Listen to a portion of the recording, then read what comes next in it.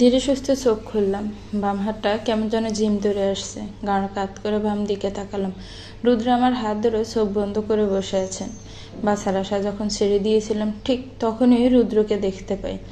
বাসার ক্ষীণ আশা জেগে ওঠে মনে, কিন্তু পর মুহূর্তে শরীর অসাড় হয়ে আসে, তলিয়ে যায় পানির নিচে।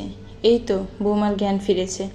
আচমকা কারো গলা শুনে চমকে উঠলাম। রুদ্র ফট করে চোখ খুলে তাকালো। চোখাচোখি হলো দুজনের। আমি কার কাত করে ডান দিকে তাকালাম। মামুনি বিছানার এক পাশটায় বসে আছে। আঙ্কেল চেয়ারে বসে আছেন। সোফায় দাদু, ফুফি আর ফুফির এক মেয়ে বসে আছে। এখানে উপস্থিত অনেকেই আছে, কিছু অপরিচিত, কিছু অর্ধপরিচিত মুখ। এতগুলো লোকের সামনে আমি শুয়ে আছি, ভাবতে কেমন লাগছে। আমি দুটো উঠে বসতে নিলে মামুনি আমাকে ধমক দিয়ে পিছনে বালিশ দিয়ে আধশোয়া করে বসিয়ে দেয়। কিয়ৎক্ষণ রুদ্র আমার দিকে তাকিয়ে থাকে। হুট করে রুদ্র একঘর লোকের সামনে আমাকে জড়িয়ে ধরে। আচমকা রুদ্রর কাজে আমি চমকে উঠি। পর মুহূর্তেই একঘর লোকের সামনে রুদ্র আমাকে জড়িয়ে ধরেছে। ভাবতেই লজ্জায় আমি মাথা নুইয়ে ফেললাম। কারো দিকে চোখ তুলে তাকানোর সাহস আমার হলো না। লজ্জা, অস্বস্তি আমাকে ঘিরে ধরেছে। রুদ্রকে দূরে সরানোর জন্য এই যে ধাক্কা দিচ্ছে, কিন্তু রুদ্রকে এক চুলও নড়াতে পারলাম না। বুঝতে পারছি না রুদ্র কি লজ্জা শরম বাজারে বিক্রি করে দিয়েছেন। দরজা লাগানোর শব্দে বুঝতে পারলাম আমাদের স্পেস দিতে সবাই চলে গেছে। ওনার হিমশীতল করা স্পর্শে আমি জমে গেলাম। ওনার হাত পাওয়া সম্ভব রকম ঠান্ডা। আমি কিছু বলতে যাব, তার আগেই উনি বলে উঠলেন, তুমি এত কেয়ারলেস কেন? তোমাকে ওই অবস্থায় দেখে আমার কি অবস্থা হয়েছিল তুমি জানো? দম বন্ধ হয়ে আসছিল। এই বুঝি আমার নিঃশ্বাসটাও চলে গেল। বারবার মনে হচ্ছিল তোমাকে হয়তো আমি হারিয়ে ফেলবো। তোমাকে ওই অবস্থায় দেখে নিজেকে ঠিক রাখতে পারছিলাম না। নিজেকে পাগল পাগল লাগছিল। তোমার কিছু হলে আমি কি নিয়ে বাঁচতাম? আমি মরেই যেতাম। গাটা ভিজে ভিজে লাগায় আমি গাড়ে হাত দিলাম। উনি পট করে আমাকে ছেড়ে দিলেন, একদম রুমের বাইরে চলে গেলেন। আমি ওনার যাওয়ার দিকে এক পলক তাকিয়ে হাতের আঙ্গুল দিকে তাকালাম। আঙ্গুলের ঢোকায় পানি চিকচিক করছে। আমার বুঝতে অসুবিধা হলো না যে এটা ওনারই চোখের জল। ওনার রুম থেকে চলে যাওয়ার কারণটাও আমার কাছে অজানা নয়। উনি নিজের অনুভূতি লুকানোর ব্যর্থ চেষ্টা করে যাচ্ছেন। একটু পরেই মামনি রুমে আসলো, হাতে খাবারের প্লেট। আমাকে দেখে মুচকি হাসলো। প্রত্যুত্তরে আমি মৃদু হাসলাম। মামনি খাবারের প্লেটটা নিয়ে আমার পাশে বসলো। রুদ্র তোকে আজকাল চোখে হারাচ্ছে। মামনির কথা শুনে আমি লজ্জায় মাথা নিচু করে ফেললাম। মামনি আলতো হেসে বলে, হয়েছে, আর লজ্জা পেতে হবে না। রুদ্র কোথায়? একটু আগে তো এখানেই ছিল। তুমি আসার কিছুক্ষণ আগেই রুম থেকে চলে গেলাম। এই ছেলেকে নিয়ে আর পারি না, কারো কথা শুনে না, নিজে যা বলে তাই ঠিক, কিন্তু তোকে নিয়ে ভীষণ পসেসিভ। আমার মনে হয় আমার ছেলেটা তোকে ভালোবেসে ফেলেছে। আমি মামুনির দিকে প্রশ্নবোধক দৃষ্টিতে তাকাই। মামুনি আলতো হেসে আমার মাথায় হাত বুলিয়ে দিতে দিতে বলে, তোকে পুকুর থেকে তুলে এনে পাগলের মতো চিৎকার করছিল। তোর জ্ঞান ফিরছিল না বলে পাগলামি করছিল, অস্থির হয়ে পড়েছিল। এর আগে আমি কখনো ওকে এতটা ডেসপারেট হতে দেখিনি। ডাক্তার আরাফাত এমন রুদ্র, যার মন নাকি পাথরের মতো, জটিল জটিল অপারেশন করতেও যার হাত কাঁপে না, তার নাকি আজকে একটা সামান্য ইঞ্জেকশন পুশ করতে হাত কাঁপছিল। পরে তোর আঙ্কেল ইঞ্জেকশন পুশ করে ভেজা জামা কাপড় নিয়ে তোর হাত ধরে বসেছিল। আমরা কেউ ঠেলে ওকে ড্রেস চেঞ্জ করাতে পাঠাতে পারিনি। রুদ্রের এক কথা, যতক্ষণ পর্যন্ত না তোর জ্ঞান ফিরছে ততক্ষণে সেখান থেকে এক পা নড়বে না। মামনি আমার দিকে খাবার বাড়িয়ে দিতেই আমি কাছুমাছু মুখ করে মামনির দিকে তাকালাম। উনি হয়তো এখনো খাওয়া দাওয়া করেননি। আমি কি করে খাই? মামনি আমাকে এইভাবে বসে থাকতে দেখে বলে, কি সমস্যা? খাচ্ছিস না কেন?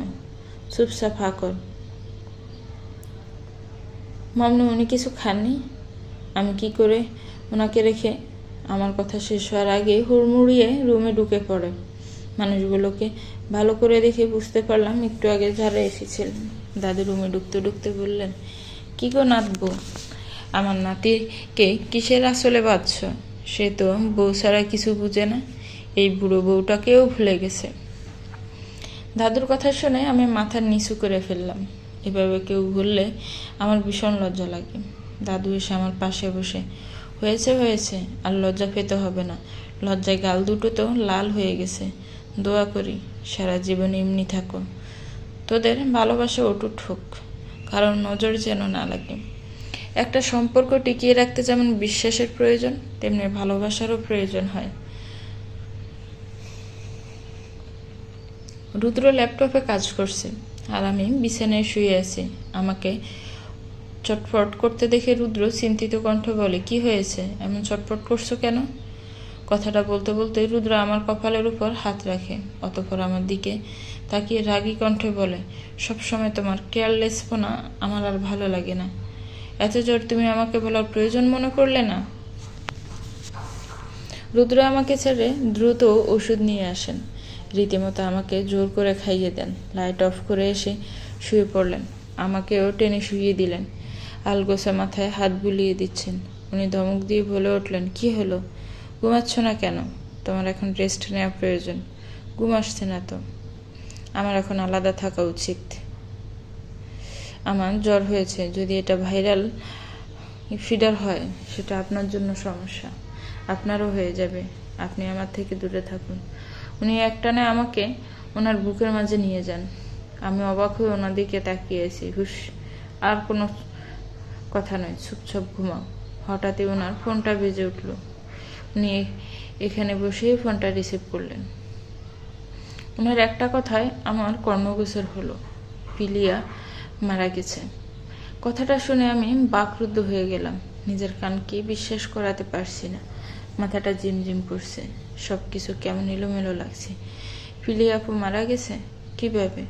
এটা আদৌ সত্যি? এটা কিভাবে সম্ভব? রুদ্র ফোনে কথা বলা শেষ করতে আমি রুদ্রর দিকে তাকালাম। আমি কিছু বলতে যাব, তার আগে রুদ্র আমার ঠোঁটের উপর আঙ্গুল রেখে চুপ করিয়ে দেয়। মোলায়েম কণ্ঠে বলে, তুমি অসুস্থ, তোমার রেস্ট প্রয়োজন এখন। তোমাকে টেনশন করতে হবে না। পিলিয়া কিভাবে মারা গেছে সেসব তোমার না ভাবলেও চলবে। শুধু মনে রাখবে, সমাজ থেকে আবর্জনা দূর হয়েছে। স্বার্থপর মানুষদের সাথে এমনই হওয়া উচিত।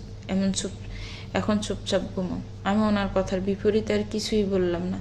ওনাকে এখন কিছু বললেই ধমকে উঠবেন। ফিলিয়া আপু মারা গেছে এটা শুনে খারাপ লাগছে, তবে একজন মানুষ হিসেবে ফিলিয়া আপু আমার মামাতো বোন, এটার জন্য না। ফিলিয়া আপু আমার সাথে অনেক অন্যায় করেছে, যা ক্ষমার অযোগ্য। আজকে আমরা ঢাকায় ফিরে এসেছি। আরো 2-1 দিন থাকার কথা ছিল, কিন্তু ফিলিয়া আপুর মৃত্যুর সংবাদ শুনে ঢাকায় ফিরে আসা। ফিলিয়া আপু স্বার্থপর হতে পারে, আমরা তো নই। ফিলিয়া আপু হয়তো অনেক অন্যায় করেছে, কিন্তু আমরা তো মনুষ্যত্বহীন নই। তাই ঢাকায় ফিরে আসা। একটা কথা প্রচলিত আছে, কুকুর যদি তোমাকে কামড় দেয় তাহলে কি তুমিও কুকুরকে কামড় দিবে? ঢাকায় এসে প্রথমেই রওনা দিই ফিলিয়া আপুদের বাসার উদ্দেশ্যে। বাসায় পৌঁছাতে শরীরের ভিতর কেমন যেন একটা করে উঠল। ভিতরটা অস্থির অস্থির লাগছে। নিজেকে স্থির রাখার প্রচেষ্টা করেও ব্যর্থ হচ্ছি। রুদ্র হয়তো আমার পরিস্থিতি বুঝতে পেরেছে, তাই তো পিছন থেকে এসে আমাকে ধরে আশ্বস্ত করেন। বাসায় প্রবেশ করতে মামির হৃদয় বিদারক কান্না কর্ণগোচর হয়। মামির চিৎকার করে করছে। মামির কান্না শব্দে নিচে সবার কান্নার শব্দ চাপা পড়ে গেছে। এই মানুষটার জন্যই এতক্ষণ ধরে ভীষণ কষ্ট হচ্ছিল। বারবার শুধু এটাই মনে হচ্ছিল, এই মানুষটা কিভাবে সহ্য করবে নিজের একমাত্র মেয়ের মৃত্যু। মামা আর ফিলিয়া আপু আমাকে দেখতে না পারলেও মামি আমাকে ভীষণ আদর করত। মামির ভালোবাসার টানেই আমি এই বাসায় বারবার ছুটে আসতাম। রুদ্র আমাকে নিয়ে ফিলিয়া আপুর ডেড বডির কাছে যান। আমার আর রুদ্রর পিছনে মামনি, আঙ্কেল, রিদি আপু, নিয়ম ভাইয়া সবাই এসেছেন। নিধিকে বাসায় রেখে আসা হয়েছে। ফিলিয়া আপুর লাশটা দেখার পর আমার অন্তরাত্মা কেঁপে উঠল। কি ভয়ানক মৃত্যু হয়েছিল ফিলিয়া আপুর। মুখ থেতলে গেছে, দেখতে ভয়ঙ্কর লাগছে। আমি ভয় পেয়ে পিছনে গেলাম। রুদ্র আমাকে শক্ত করে ধরে। আমি উল্টো করে রুদ্রের বুকে মুখ গুজে কেঁদে দিই। মামা সিঁড়ির কাজটাই বসেছিল।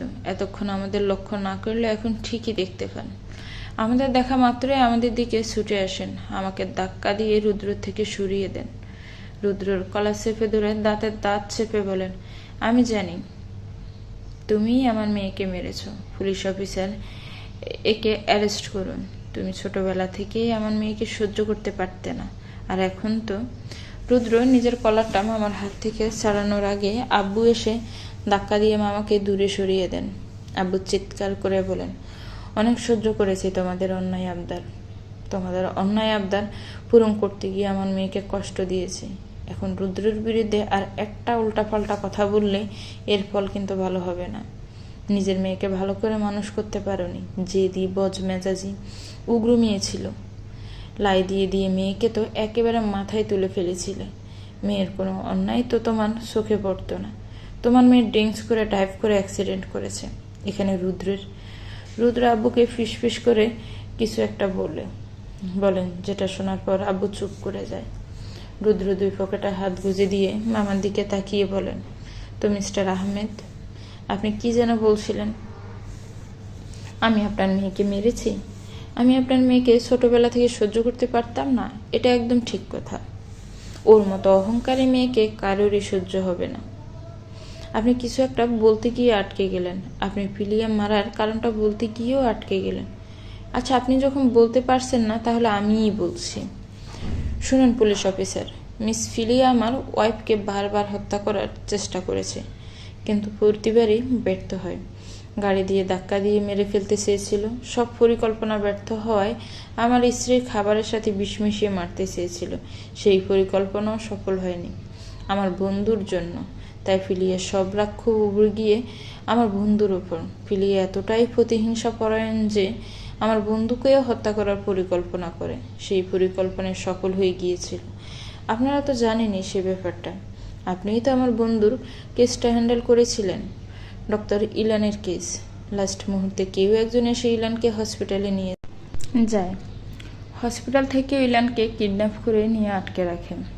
ইলান সেখান থেকে নিজের জীবন নিয়েও কোনো মতে পালিয়ে আসে। মিস্টার আহমেদ, আমি ইচ্ছে করলে আপনার মেয়ের বিরুদ্ধে কতগুলো কেস ঠুকে দিতে পারতাম।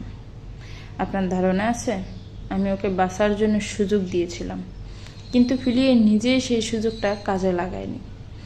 মামা এবার অফিসারকে উদ্দেশ্য করে বলেন, অফিসার, আপনার হয়তো আর বুঝতে বাকি নেই আমার মেয়ের অ্যাক্সিডেন্ট এই ছেলেই করিয়েছে। এই ছেলের কথার দ্বারাই তো প্রমাণ হয়ে গেছে। আপনি অ্যারেস্ট করুন। আপনার কথায় তো আমি ওনাকে অ্যারেস্ট করব না। আপনার কাছে কোনো প্রমাণ আছে? নেই তো। আপনার কথায় আমি একজন ভদ্রলোককে হ্যারাস করতে পারি না। For your kind information, doctor Rudra গত 2 দিন ধরে ঢাকার বাইরে ছিলেন। আপনার মেয়ে ড্রাঙ্ক ছিল, আউট অফ কন্ট্রোল হয়ে অ্যাক্সিডেন্ট করেছেন। এখানে ডাক্তার রুদ্রর কোনো হাত নেই। ফিলিয়াপুর মৃত্যুর আজকেই 2 দিন হয়ে গেছে। ওই 2 দিন ফিলিয়াপুর জানাজার পরেই আমরা চলে আসি। আমার হাতের কলমটায় টান পড়ায় আমার ভাবনায় ছেদ পড়ে। রুদ্র কর্কশ গলা শুনে মাথা তুলে রুদ্রর মুখের দিকে তাকায়। তোমাকে কতদিন বলেছি না কলম কামড়াবে না? এটা বদ অভ্যাস। আমি কি সবসময় কলম কামড়াই? টেনশন হলে একটু কামড়াই। তো এত কিসের টেনশন তোমার? ফিলিয়াপুর মৃত্যুটা আমার স্বাভাবিক মনে হচ্ছে না। আমরা যা দেখছি আসলে তা নয়। কিছুটা আছে যা আমাদের সবার দৃষ্টির আড়ালে রয়ে গেছে। পড়াশোনা তো সব বাপের বাড়ি পাঠিয়ে দিয়েছ। পড়াশোনায় মনোযোগ দাও। এসব কথা তোমাকে না ভাবলেও চলবে। এই ছোট মাথায় এত চাপ নিও না। আর হ্যাঁ, নেক্সট টাইম কলম কামড়াবে না। টেনশন হলে কি করব? রুদ্র আমার কর্ণপাত না করে চলে গেল। বেশ বুঝতে পারছি রুদ্র আমার কাছ থেকে কিছু আড়াল করছে, কিন্তু সেটা কি আমাকে জানতেই হবে। আব্বুর সাথে একবার দেখা করা দরকার।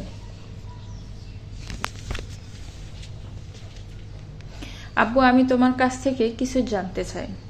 আমার কিছু প্রশ্ন ছিল যেগুলোর উত্তর আজকে আমার চাই। আজকে আমার সব প্রশ্নের উত্তর তুমি দিবে। বলো। তোমাকে আমি আগেই বলতে পারছি না প্রশ্নের উত্তর দিব কিনা। আগে তোমার প্রশ্নগুলো শুনি, তারপর ভেবে দেখব উত্তর দেওয়ার কথা। আব্বু প্লিজ, না করো না। এই প্রশ্নগুলোর উত্তর জানা আমার জন্য খুবই গুরুত্বপূর্ণ। আব্বু, আমি ছোটবেলা থেকে দেখে আসছি তুমি ভাইয়া এবং আমার থেকেও বেশি ফিলিয়া আপুকে প্রায়োরিটি দিয়ে এসেছো। কিন্তু কেন? এমনটা নয় যে আমরা জানি না যে তুমি আমাদের ভালোবাসো। আমরা জানি তুমি আমাদের ভীষণ ভালোবাসো, নিজের থেকেও বেশি আমাদের ভালোবাসো। আমাদের জন্য হাসতে হাসতেও নিজের জীবনটা দিয়ে দিতে পারো, কিন্তু তুমি কেন ফিলিয়া আপুর সামনে দেখাতে তুমি আমাদের ভালোবাসো না? আমার এবং বাইয়ার প্রিয় জিনিসগুলো যদি ফিলিয়া আপু ভালো লাগতো, তাহলে তুমি সেগুলো ফিলিয়া আপুকে দিয়ে দিতে। আমার সাথে বিয়ে ঠিক হয়েছিল যে ছেলের, ওই ছেলের আমার সাথে বিয়ে ভেঙে দিয়ে ফিলিয়া আপুর বিয়ে করার সিদ্ধান্ত নিল। তবুও তুমি কিছু বললে না, চুপচাপ সব কিছু মেনে নিলে, বিনা বাধায় ওদের এঙ্গেজমেন্ট হয়ে যেতে দিলে। ভাইয়া রিয়েক্ট করেছিল বলে তুমি ভাইয়াকেও থামিয়ে দিলে। এই নয় যে আমি রুদ্রর সাথে অসুখী, রুদ্রের মতো মানুষ হয় না, ওনাকে পেয়ে আমার জীবন পরিপূর্ণ হয়ে গেছে। আমি অনেক ভাগ্যবতী ওনার মতো একজন লাইফ পার্টনার পেয়েছি। কিন্তু আব্বু, আমার প্রশ্নের উত্তরগুলো জানা খুব প্রয়োজন। প্লিজ আব্বু, আজকে সব বলো। তুমি এখন বড় হয়েছো, সব কিছু জানার অধিকার তোমার আছে। তোমার মামাকে দেখে যা মনে হয় তোমার মামা আসলে তেমন নয়। উনি ভীষণ অহংকারী একজন মানুষ, ফিলিয়ার মতোই স্বার্থপর। বাবা মায়ের গুণগুলোই তো সন্তান পায়। পিলিও তোমার মামার মতোই জেদি আর একরোখা, নিজের জেদ বজায় রাখার জন্য সব কিছু করতে পারে, কাউকে খুন করতেও পিছপা হবে না। যেমনটা ফিলিয়ে নিজের জেদ বজায় রাখার জন্য তোমাকে মেরে ফেলার চেষ্টা করেছিল। তোমার বয়স যখন 3, তখন তোমার একটা খেলনা ফিলিয়া কেড়ে নিয়েছিল, সেটার জন্য তুমি চিৎকার করে কাঁদছিলে। ফিলিয়া বদমাজেজি আর অহংকারী থাকায় রুদ্র ওকে সহ্য করতে পারতো না। রুদ্রের পিছন পিছন সবসময় তুমি থাকতে। রুদ্রকে ছাড়া তুমি কিছুই বুঝতে না। তুমি ছোটবেলায় দেখতে অনেকটাই পুতুলের মতো ছিলে। তুমিই ছিলে রুদ্রের খেলার সাথী। পুতুল, তোমাকে খাইয়ে দেওয়া, ঘুম পাড়িয়ে দেওয়া সব রুদ্র করতো। ফিলিয়াকে সহ্য করতে পারতো না, আর ফিলিয়া তোমাকে কাঁদাচ্ছে এটা দেখে রুদ্র ভীষণ রেগে যায়। ফিলিয়ার হাত থেকে খেলনাটা কেড়ে নিয়ে ফিলিয়াকে ধাক্কা দিয়ে ফেলে দেয়। এটা নিয়ে তোমার মামা ভীষণ রাগারাগি করে, রীতিমতো তেড়ে আসে রুদ্রকে মারার জন্য। তোমার আঙ্কেল তোমার মামার অসভ্যতাম দেখে রেগে চলে যান রুদ্রকে নিয়ে। তোমার মামার সাথে সব সম্পর্ক নষ্ট করে দেন, কিন্তু আমি চাইলেও সেটা করতে পারতাম না। আমার মাথায় ছিল তখন ঋণের বোঝা। তোমার মামার কাছ থেকে লাখ লাখ টাকা আমি ধার নিয়েছিলাম, তাই তো তোমার মামার সব অন্যায় আবদার আমার মেনে নিতে হতো। তোমার মামার আবদার মেনে না নিলে আমাকে তোমাদের নিয়ে গাছতলায় গিয়ে দাঁড়াতে হতো। তখন তোমাদের জীবনটা এত সুন্দর হতো না। এঙ্গেজমেন্টের দিন চুপ থাকার কারণ কি এটাই ছিল? না, অনেক আগেই আমি তোমার মামার সব টাকা ফেরত দিয়ে দিয়েছি। তোমার মামা আমাকে বলেছিল, আমি যদি কোনো রকম সিন ক্রিয়েট করার চেষ্টা করি তাহলে তোমাকে আর তোমার ভাইকে মেরে ফেলবে। আমি জানতাম তোমার মামার জন্য এসব কিছু অসম্ভব নয়। পিলিয়ার অন্যায় আবদার পূরণ করার জন্য তোমার মামা সব কিছু করতে পারে, সেই ভয়ে আমি চুপ ছিলাম, আর শাওনকেও কোনো রকম সিন ক্রিয়েট করতে দিইনি। রুদ্র এসব কিছু জানে? হ্যাঁ, আমি বলেছি কিছুদিন আগে।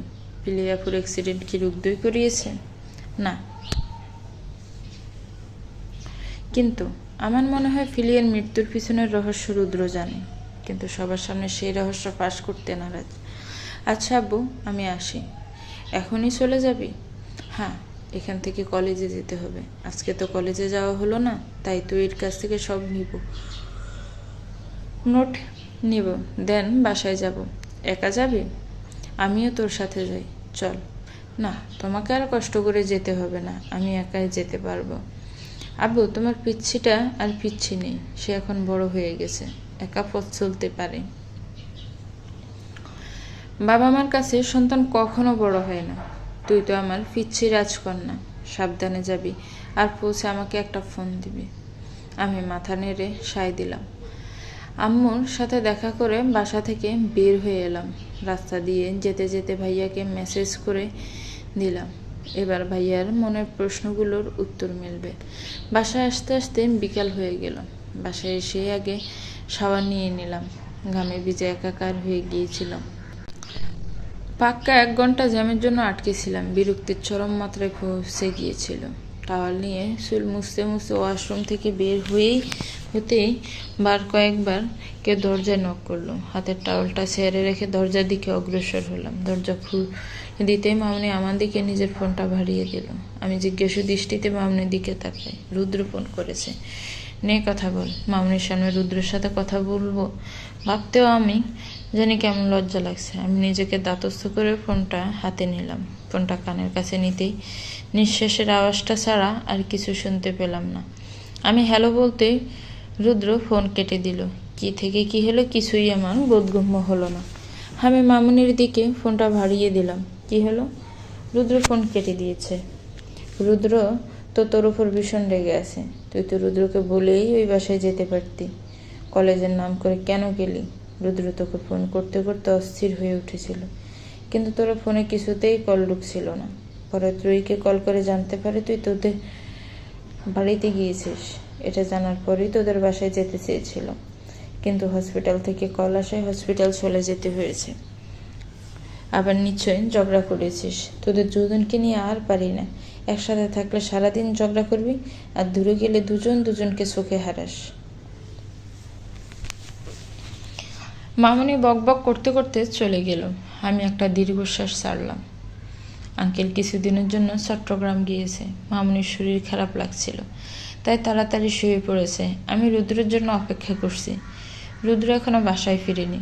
ড্রয়িং রুমে বসে পড়ছিলাম। হঠাৎ করে কলিং বেল বেজে ওঠায় তাড়াতাড়ি করে উঠতে গিয়ে সোফা থেকে ঠাস করে পড়ে গেলাম। তেমন একটা ব্যথা পায়নি। তাড়াতাড়ি করে উঠে গিয়ে দরজা খুলে দিলাম। দরজা খুলতে রুদ্র হুড়মুড় করে ঢুকে পড়ে হাতে থাকা ব্যাগটা ছুঁড়ে ফেলে দেয়। আমার বাহু দুটো খুব শক্ত করে চেপে ধরে রাগে হিসিয়ে বলে, তোমার আমাকে মানুষ মনে হয় না? আমার সাথে যা ইচ্ছে তাই করা যায়, তাই না? তুমি কেন বুঝতে পারো না তোমার জন্য কারো চিন্তা হয়? তোমার চিন্তায় কেউ অস্থির হয়ে ওঠে? তোমার এক মুহূর্ত না দেখতে পারলে আমার বক্ষস্থল ছিনছিন ব্যথা হয়। চোখের সামনে সব কিছু অন্ধকার হয়ে আসে। সারা পৃথিবী এলোমেলো হয়ে যায়। প্রথম দিকের কথাগুলো উনি রেগে বললেও পরে ওনার কণ্ঠে রাগের কোনো অস্তিত্বই ছিল না। একরাশ ভালোবাসার অনুভূতি, অপ্রকাশিত ভালোবাসা। ভালোবাসলেই তা মুখে বলতে হবে তা নয়। নিজের কর্মের মাধ্যমে অপর পাশের ব্যক্তিটাকে নিজের ভালোবাসা বোঝানো সম্ভব। আমার এক হাত ওনার বুকের বা এক পাশে রাখলাম। এবার উনি একদম স্থির হয়ে গেলেন। অনিমেষ তাকিয়েছেন আমার চোখের দিকে। ফলক ফেলতেও যেন ভুলে গেলেন। গত 10 মিনিট যাবৎ ইফাত স্যারের রুমে বসে আছে, কিন্তু স্যার আসার কোনো খবরই নেই। ইফাত স্যার ওনার অ্যাসিস্ট্যান্টকে দিয়ে আমাকে ডেকে নিয়ে আসছে। ওনার অ্যাসিস্ট্যান্ট আমাকে এখানে আসতে বলে চলে গেছেন। স্যার একটা ইম্পর্টেন্ট কাজে গিয়ে সে এখনই চলে আসবে। আমাকে অপেক্ষা করতে বলছে। এই 10 মিনিট আমি বিরক্ত হয়ে গিয়েছি। সারা রুম জুড়ে পায়চারি করছি। আজকে ত্রয়ীটাও আসেনি, তাই আমার একা একাই বের হতে হচ্ছে। ত্রয়ী এখানে থাকলে সারা রুমটাতেও বাজার বানিয়ে ফেলতো। আরও 20 মিনিট 5 মতো অপেক্ষা করার পর স্যারের দেখা পেলাম। স্যারকে দেখে আর ঘোড়ার ডিম দেখা আমার কাছে এক মনে হচ্ছে। অপেক্ষা জিনিসটা আমার বরাবরই বিরক্ত লাগে। স্যার কেবিনের দরজা ঠেলে ঢুকতে ঢুকতে বলেন, sorry for late. Sorry again তোমাকে অপেক্ষা করানোর জন্য। একটা কাজে আটকে গিয়েছিলাম। আমি নিজের বিরক্তিটা প্রকাশ না করে আলতো হেসে বললাম, ইটস ওকে স্যার, সরি বলার দরকার নেই, কাজ তো থাকতেই পারে। স্যার নিজের গায়ে অ্যাপ্রনটা খুলতে খুলতে বললেন, এজন্যই তোমাকে এতটা ভালো লাগে। তুমি সব পরিস্থিতিতে নিজেকে মানিয়ে নাও, অন্যের সুবিধা অসুবিধা বোঝার চেষ্টা করো।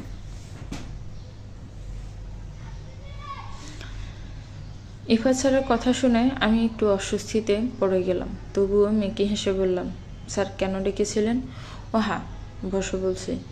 আমি ইফাত স্যারের বিপরীত পাশে চেয়ারটা টেনে বসে পড়লাম। তুমি হয়তো ভুলে গেছো, তুমি আমাকে একটা টপিক বুঝিয়ে দেওয়ার কথা বলেছিলে। আমি সময়ের অভাবে ওই টপিকটা নিয়ে আলোচনা করার সময় পাইনি। তো গতকাল আমি ওই টপিকটা নিয়ে আলোচনা করেছিলাম, কিন্তু তুমি প্রেজেন্ট ছিলে না। স্টুডেন্ট কোনো টপিক বুঝতে না পারলে সেটা বুঝিয়ে দেওয়া আমার কর্তব্য। তোমাকে ওই বিষয়টা বোঝানোর জন্যই ডাকা। ধন্যবাদ স্যার, আমি ওই টপিকের কথা প্রায় ভুলেই গিয়েছিলাম। চলো ক্যান্টিনে যাই। কেন স্যার? সকাল থেকে এখনো খাওয়া হয়নি। লাঞ্চ করতে করতে না হয় তোমাকে ফলটা বুঝিয়ে দিব। তোমার কোনো সমস্যা আছে?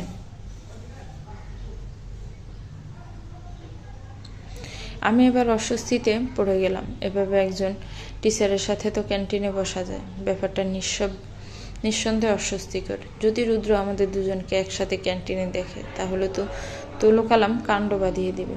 তৎক্ষণাৎ রিয়েক্ট না করলেও পরে আমার উপর ঘূর্ণিঝড় চালিয়ে দিবে, স্যারকে না করে দিব। কিন্তু স্যারের মুখের উপর তো এভাবে না করা যায় না, এটা বেয়াদবি হয়ে যাবে। অগত্যা স্যারের সাথে ক্যান্টিনে যাওয়ার জন্য পা বাড়ালাম। খুব মনোযোগ দিয়ে স্যারের কথাগুলো শুনছিলাম। হুট করে আমার ফোনটা বেজে ওঠায় আমি একটু অপ্রস্তুত হয়ে পড়ে ব্যাগ থেকে ফোন বের করে দেখি রুদ্র কল দিয়েছে। কলটা কেটে দেওয়ার সাথে সাথে আবার বেজে ওঠে। আমি স্যারের দিকে তাকাতে স্যার ইশারায় ফোনটা রিসিভ করতে বলল।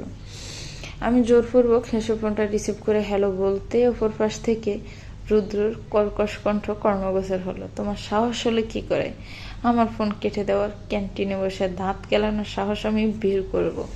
5 মিনিটের মাঝে আমি তোমাকে আমার গাড়ির ভিতর দেখতে চাই। কথাগুলো বলতে দেরি হলো, কিন্তু ওনার ফোনটা কাটতে দেরি হলো না। আমি ফোনের দিকে তাকিয়ে দীর্ঘশ্বাস ছাড়লাম। উনি যে আমার উপরে ভীষণ রেগে আছেন সেটা ওনার কণ্ঠস্বর শুনেই বোঝা গেছে। উনি আমাদের দুজনকে একসাথে দেখে জেলাসিতে জ্বলে ফুড়ে যাচ্ছেন। ইফাত স্যারের প্রশ্ন শুনে বিস্মিত হলাম। বয়ফ্রেন্ড ফোন দিয়েছিল? মুখ দিয়ে হুট করে বেরিয়ে এলো না বোধক শব্দটা। নিজের দেওয়া উত্তরে নিজেই চমকে উঠলাম, কিন্তু পরক্ষণে নিজেকে সামলে নিলাম। কারণ আমি তো মিথ্যা বলিনি। রুদ্র তো আমার বয়ফ্রেন্ড নয়, হাজবেন্ড। ইফাত স্যার আমার দিকে এক দৃষ্টিতে তাকিয়ে আছেন। ওনার দিকে তাকাতেই আমি অপ্রস্তুত হয়ে পড়লাম। অস্বস্তি নিয়ে এদিক ওদিক তাকালাম। অস্বস্তি নিয়ে পট করে দাঁড়িয়ে গেলাম। অতঃপর আমতা আমতা করে বললাম, স্যার আজকে আমি আসি, এমনিতে অনেকটা দেরি হয়ে গেছে। পরে আরো দেরি হয়ে গেলে মামনি টেনশন করবে। স্যার তাহলে আমি আসি। আচ্ছা যাও, আসসালামু আলাইকুম। আমি ওনার কথা না শুনে ব্যাগটা নিয়ে একছুটে ক্যান্টিন থেকে চলে এলাম। এত কিসের হাসাহাসি ডক্টর ইফাতের সাথে? আমার সাথে যখন কথা বলো তখন তো মনে হয় মুখে করলা দিয়ে রাখছে। তেরা কথা ছাড়া ভালো কথা বেরই হয় না। তুমি ইফাদের সাথে ক্যান্টিনে কেন বসেছিলে? Answer me. আমি ওনার এক হাতের উপর হাত রেখে বললাম, আমাকে নিয়ে জেলাস ফিল করার দরকার নেই, আমি তো আপনারই। ইফাদ স্যার শুধু আমাকে একটা টপিক বুঝিয়ে দিচ্ছিলেন, এছাড়া আর কিছু না। ইফাদের কাছে কেন তুমি পড়া বুঝবে? তোমাকে বললে আমি পড়া বুঝিয়ে দিতাম না? আমার নিজের কপালে নিজেরই চাপড়াতে ইচ্ছে করছে। উনি রাগে হিতাহিত জ্ঞান শূন্য হয়ে পড়েছেন।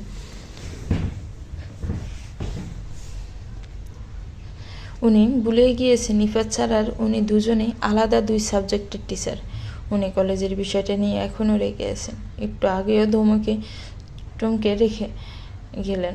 আমাদের কাজের মহলের সবচেয়ে বেশি ঘাটতেরা উনি। একবার যে বিষয়টা ঠিক করেন বা কোনো কিছুতে না করলে সেটার হাঁ করার বাধ্য কারণে ইফাত স্যারের কাছ থেকে দূরত্ব বজায় রেখে চলতে হবে, না হলে রুদ্র আবার রিয়েক্ট করে বসবে। আনমনে বইয়ের পাতায় নজর দিচ্ছিলাম। রুদ্র ওয়াশরুম থেকে বেরিয়ে আসে, টাওয়াল দিয়ে চুল মুছতে মুছতে ব্যালকনিতে চলে যায়। ব্যালকনিতে টাওয়ালটা রেখে আবার রুমে আসেন। আমি ওনাকে দেখে বলে উঠলাম, ডাক্তারবাবু, আপনার মনে হয় না আপনি দিন দিন হিংসুটে হয়ে যাচ্ছেন?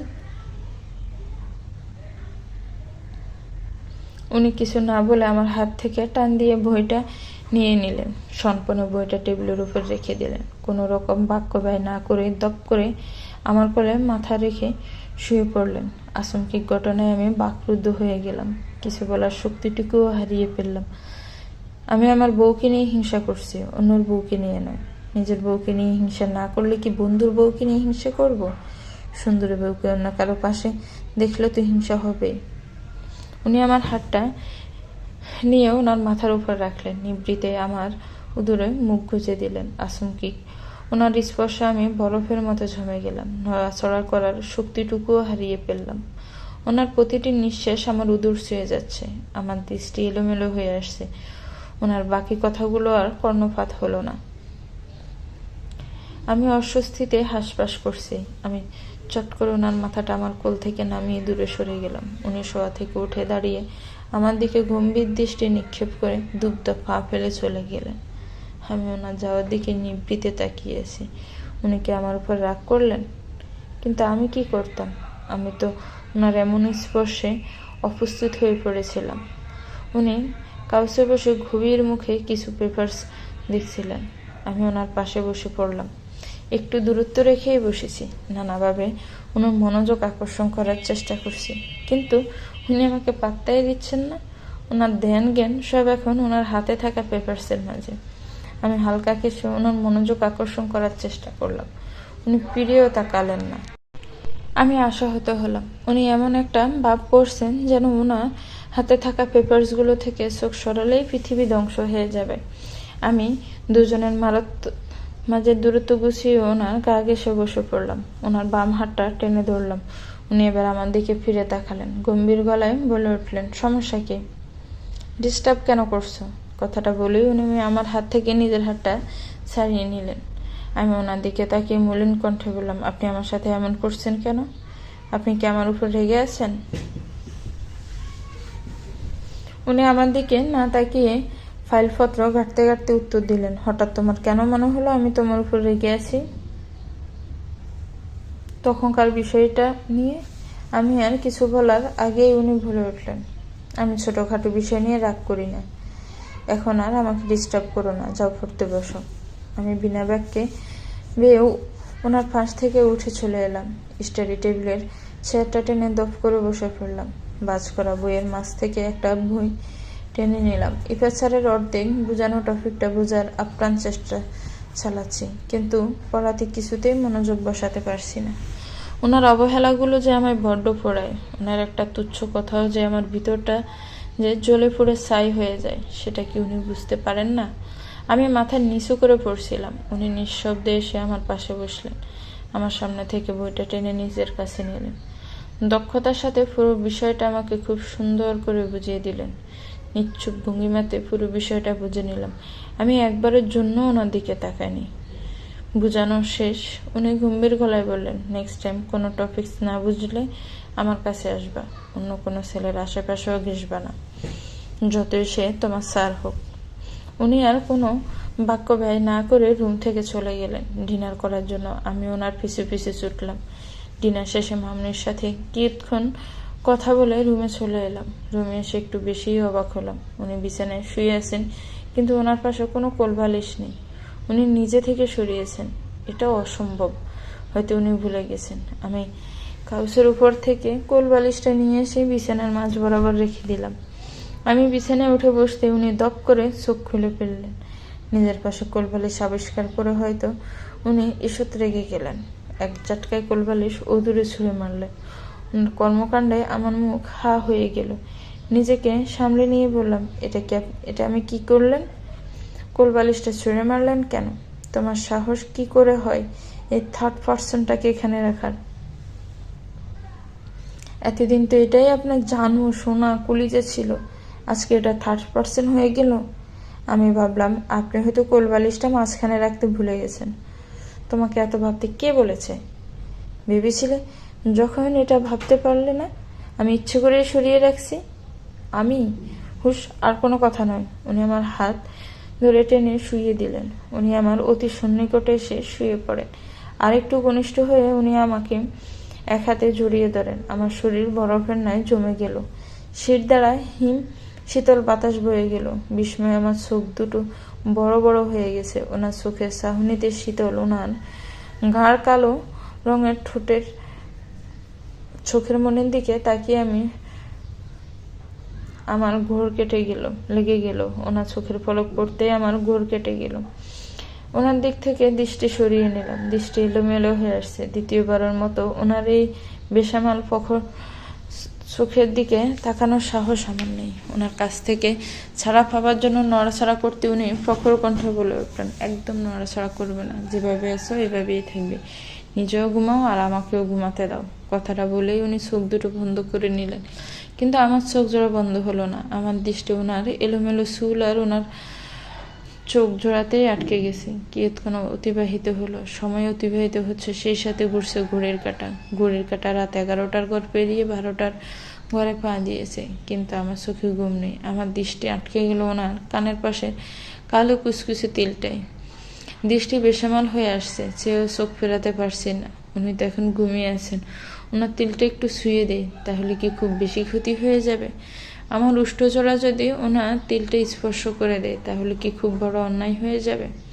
আজকে আর নিজেকে আটকাতে পারলাম না। দুজনের মাঝে দূরত্ব ক্ষীণ হয়ে আসলে দুজনের এতটাই কাছে যে ওনার প্রতিটি নিঃশ্বাস প্রশ্বাস আমার নাক মুখ চোখ ছুঁয়ে যাচ্ছে। আমি মাথাটা উঁচু করে পরপর 3টা চুমু খেলাম ওনার কানের পাশের কালো তিলটায়। অতঃপর ওনা থেকে একটু দূরত্ব বজায় শুয়ে চোখ জোড়া বন্ধ করে নিলাম। ঘরমান্ত শরীর নিয়ে কলেজ থেকে ফিরে ওয়াশরুমে চলে গেলাম শাওয়ার নেওয়ার জন্য। রুদ্র আমাকে বাসার সামনে নামিয়ে দিয়ে গেছেন, আর উনি গিয়েছেন ইলান ভাইয়াদের বাসায়।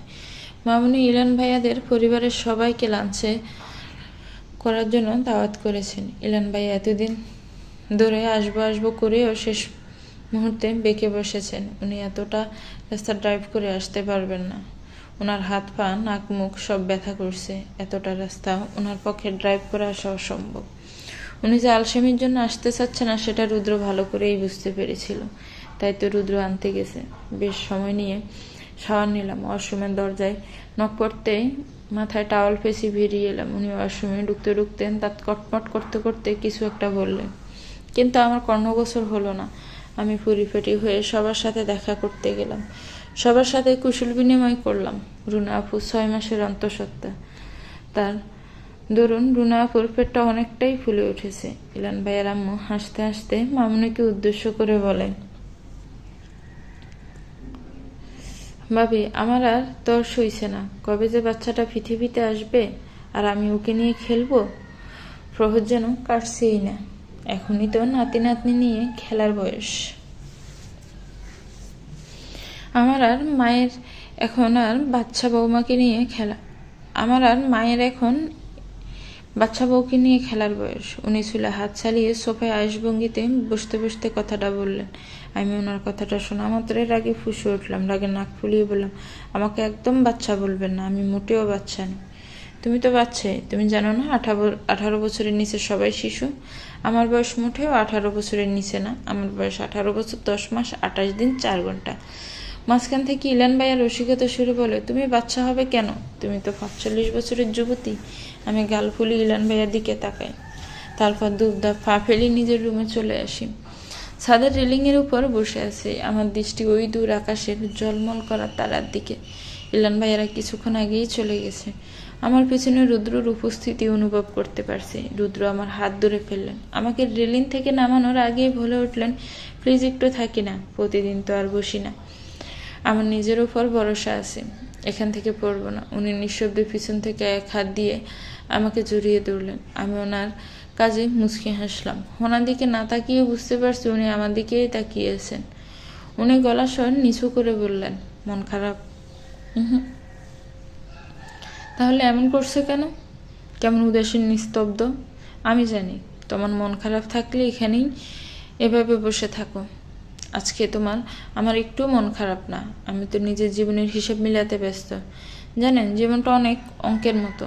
অঙ্কে যেমন একটু ভুল করলেই অঙ্ক শেষ, জীবনে একটু ভুল করলেই সেই ভুলটা এপারে আপনার জীবন ধ্বংস করে দিতে।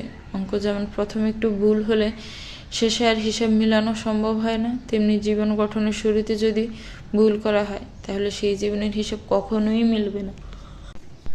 কি ব্যাপার আজকে এত গম্ভীর টাইপ কথাবার্তা? বাচ্চাটা আজকে বড় মানুষের মতো কথা বলছে। বাদ দেন এসব কথা। রুনা আপুকে কি কিউট লাগে, তাই না? দিনকে দিন যেন রুনা আপুর সৌন্দর্য বৃদ্ধি পাচ্ছে। আচ্ছা, আমি যদি প্রেগনেন্ট হই তাহলে আমাকেও কি রুনা আপুর মতোই গুলুমুলু লাগবে? তোমার মাথায় যেসব ভাবনা চিন্তা করছে সেগুলো জেরে ফেলে দাও। বাচ্চা কাচ্চার কথা মাথাতেও আনবে না। তোমার এখনো বেবি নেওয়ার বয়স হয়নি। বাচ্চার মতোই থাকো। একদম বড় হওয়ার চেষ্টা করবে না। আর নিজের ক্যারিয়ারের দিকে ফোকাস করো। আপনার মনে হয় না আপনি একটু বেশিই ভাবছেন? আদৌ কি আমাদের মাঝে বেবি নেওয়ার সম্পর্ক আছে? থাক, বাদ দেন সেসব কথা। আমি কিছুদিনের জন্য বাসায় যেতে চাই। তুমি কি এখন রাস্তায় আছো? বুঝতে পারলাম উনি ফাজলাম করছেন। আমি সিরিয়াস হয়ে বললাম, দেখুন আমি মোটেও মজা করার মুডে নেই। আমি সিরিয়াস, প্লিজ না করবেন না। জাস্ট কয়েকটা দিনের জন্য যাব। এখানে আর ভালো লাগছে না। কিছুদিনের নিজের মতো করে থাকতে চাই। প্লিজ যেতে দিন। উনি কিছুক্ষণ ভাবলেন, তারপর আকাশের দিকে তাকিয়ে দীর্ঘশ্বাস ছেড়ে বললেন, আচ্ছা যাও। সত্যি? ধন্যবাদ। আমি এক দৌড়ে নিচে চলে যেতে গিয়েও ছাদের দরজায় থেকে ফিরে এলাম। ওনার মুখে মুখে দাঁড়িয়ে বললাম, আপনাকে একটা কথা জিজ্ঞেস করি? বলো। ফিলিয়াপুর মৃত্যুটা কি নিতান্তই অ্যাক্সিডেন্ট, নাকি এখানে অন্য কোনো রহস্য আছে? কিছু কথা না জানাই ভালো, কিছু জিনিস আড়ালে থাকাই ভালো। রহস্যময় জিনিস নিয়ে সামনে চলে আসলে অনেকের জীবন ধ্বংস হয়ে যায়। তুমি নিচে যাও। আমি আর কথা বাড়ালাম না। উনি যেটা ডিসাইড করেন বলবেন না, সেটা সারাদিন জিজ্ঞেস করলেও বলবেন না। তাই ওনার সাথে বেকার কথা না বাড়িয়ে নিচে চলে এলাম। নিজের সমস্ত জিনিস গুছিয়ে নিলাম। আগামীকাল শুক্রবার থাকায় কলেজ নেই। সকাল সকাল ওই বাসেই চলে যাব। দরজার সামনে দাঁড়িয়ে অনবরত কলিং বেল বাজিয়ে যাচ্ছে, কিন্তু কেউ দরজা খুলে দিচ্ছে না। একটু আগেই রুদ্র আমাকে নামিয়ে দিয়ে গেছে। ওনাকে বাসায় আসতে বললে উনি বললেন ওনার কার সাথে দেখা করার কথা আছে। তাই আমি আর কথা বাড়ালাম না। ওনাকে জোর করে যে কোনো কাজ করানো যাবে না, সেটা এতদিনে আমি বুঝে গেছি। যখনই দরজায় ফান্স মারতে যাবে ঠিক তখনই দরজা খুলে যার ফান্সটা লাগে সোজা ভাইয়ার নাকে। ভাইয়া নাকে ধরে চিৎকার করে, আর আমি হা করে ভাইয়ার দিকে তাকিয়ে আছি। কয়েক সেকেন্ড লাগলো আমার ব্যাপারটা বুঝতে। আমি কোনো রকম বিচলিত হলাম না। ভাইয়াকে পাশ কাটিয়ে ভিতরে যেতে যেতে মুখ বেংসিয়ে বললাম, রং টাইমে রং জায়গায় এন্ট্রি নিলে এমনই হবে, বলদ একটা। খালাতো ভাইয়ের সাথে বিয়ে হয়েছে বলে বেঁচে গেছিস। শাশুড়িটা যদি খালামণি না হয়ে অন্য কেউ হতো, তাহলে তোকে শ্বশুর শাশুড়ির সামনে দরজা দিয়ে ঢুকিয়ে পিছনের দরজা দিয়ে বের করে দিত। আমি ইন্টেলিজেন্ট, বুঝেছ?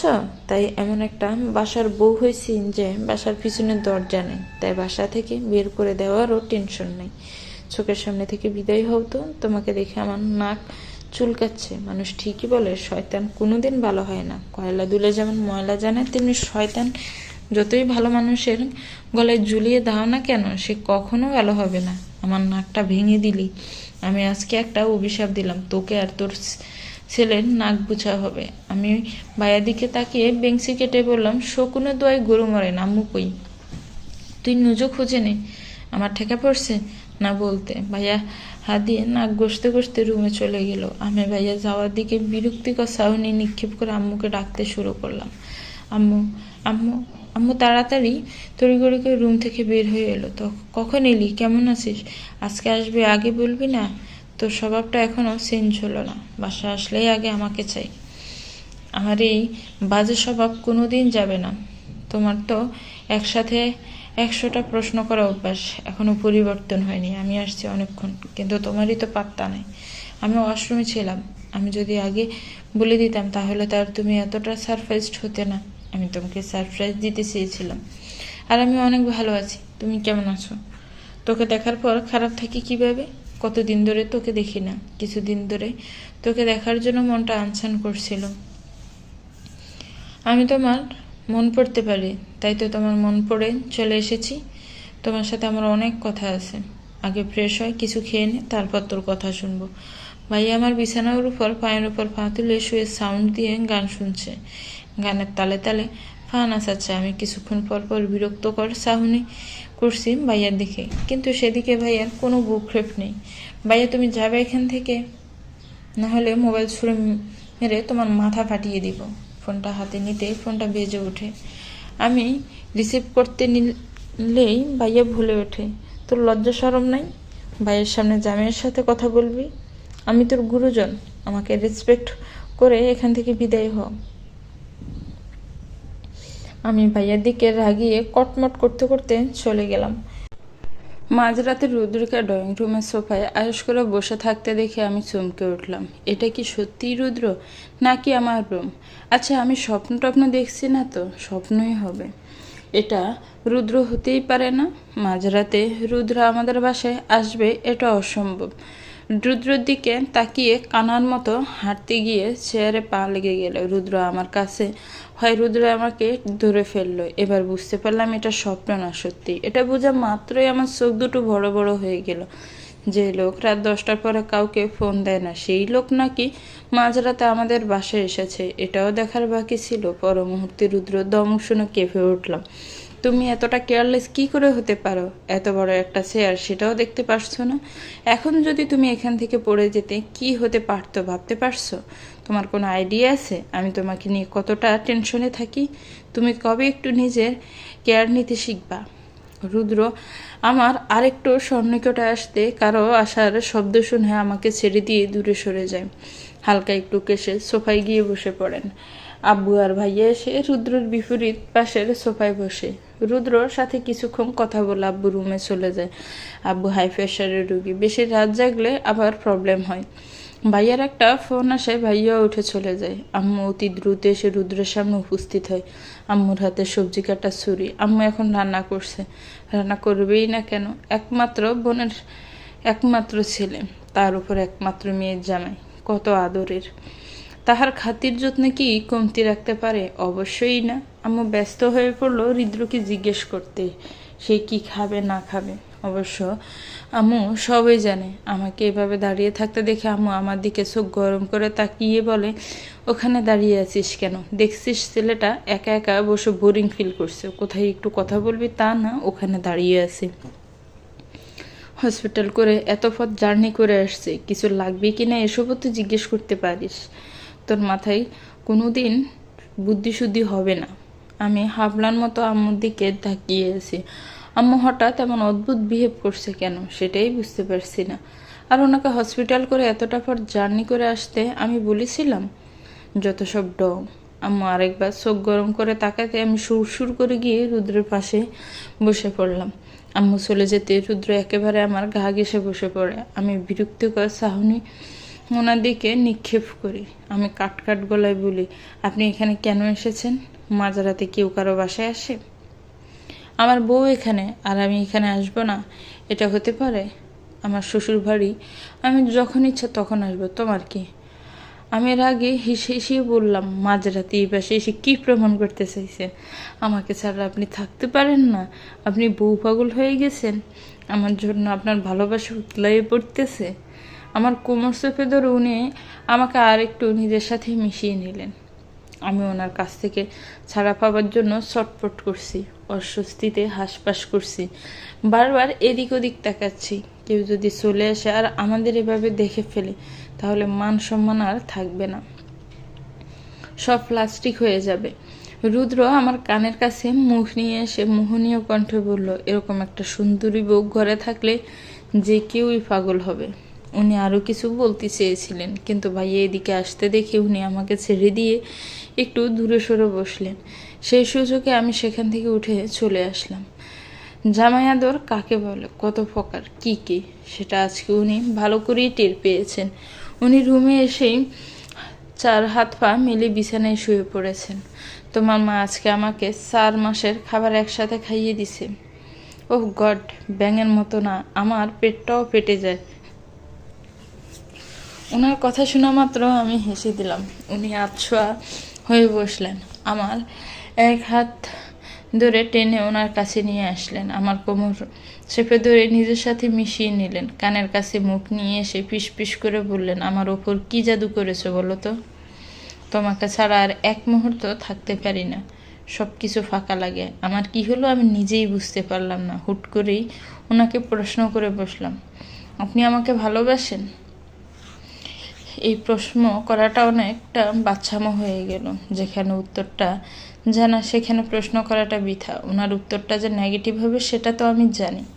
ভালোবাসি কিনা জানি না, কিন্তু তোমাকে ছাড়া আমার কিছুই ভালো লাগে না।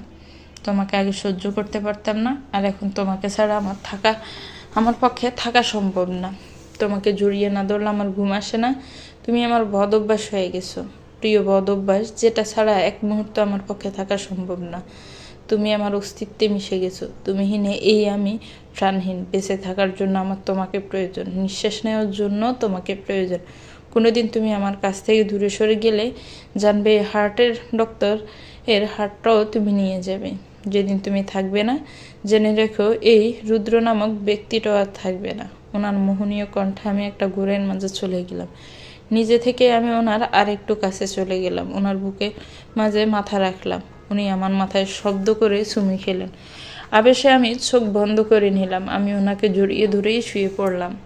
উনি আমাকে জড়িয়ে ধরেই শুয়ে পড়লেন। সকাল থেকে আম্মু ভীষণ ব্যস্ত। উনি খাবেন আর কি খাবেন এটা নিয়ে। অলরেডি 2 বার ব্রেকফাস্ট করা হয়ে গেছে রুদ্র। উনি আমার দিকে অসহায় চোখে তাকিয়েছেন।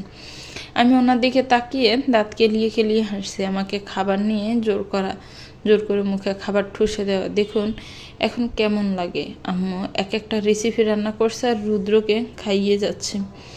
আব্বু অলরেডি বাজারে চলে গেছে। রুদ্র হসপিটাল যেতে চেয়েছিল, কিন্তু আম্মু সাপ না করে দিয়েছে। এখন কোথাও যাওয়া চলবে না। আব্বুকে অফিসে যেতে দেয়নি। ভাইয়া হাই তুলতে তুলতে এসে সোফায় বসলো। ভাইয়াকে দেখেই রুদ্র বলে ওঠে, তোমার নাকি কি হয়েছে?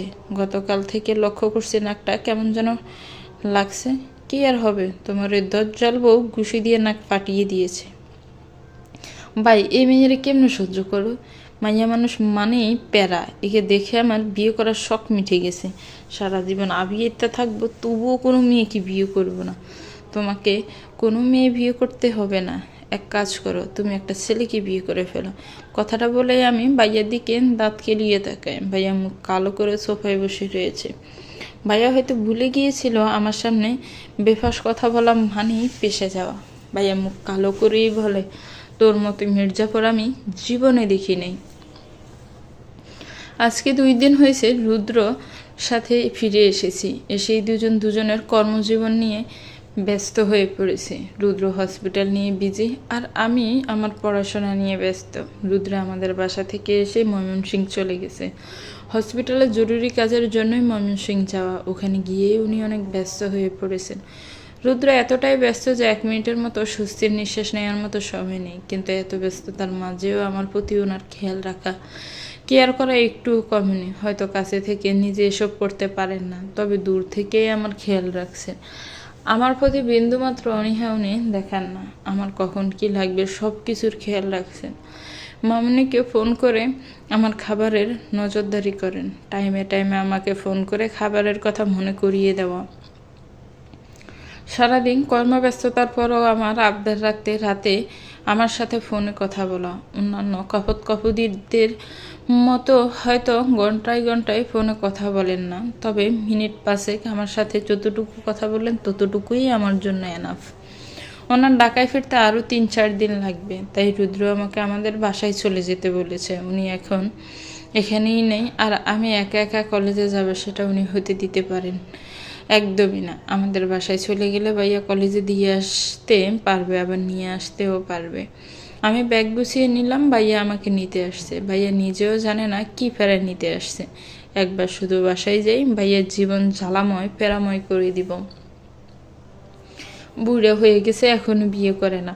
মেয়েদের লাইন লাগিয়ে দিব। আমারও দেখার আছে বিয়ে না করে যায় কই। মিনিট 10 মাঝে কলিং বেল বেজে উঠলো। বুঝতে পারলাম ভাইয়া এসেছে। আমি ব্যাগ হাতে নিয়ে রুম থেকে বের হলাম। মামুনিকে বলে ভাইয়ার সাথে বেরিয়ে এলাম। ভাইয়া ব্যাগ নিয়ে আগে হাঁটছে, আর আমি ভাইয়ার পিছন হাঁটছি। ভাইয়াকে জ্বালানোর জন্য আমি একটু উচ্চ স্বরে গেয়ে উঠলাম, বাবা আমার কি বিয়ে হবে না বাবা? ভাইয়া পিছন ফিরে আমার দিকে তীক্ষ্ণ দৃষ্টি নিক্ষেপ করতে আমি চুপ হয়ে গেলাম। ভাইয়ার সামনে তাকাতে আমি হেসে দিলাম। ভাইয়াকে কিছুদিন ধরে আব্বু বিয়ের কথা বলছে, কিন্তু তার এক কথা, সে এখন কিছুতেই বিয়ে করবে না। ভাইয়াকে বিয়ের কথা বলতেই এখন ভাইয়া রেগে যাচ্ছে।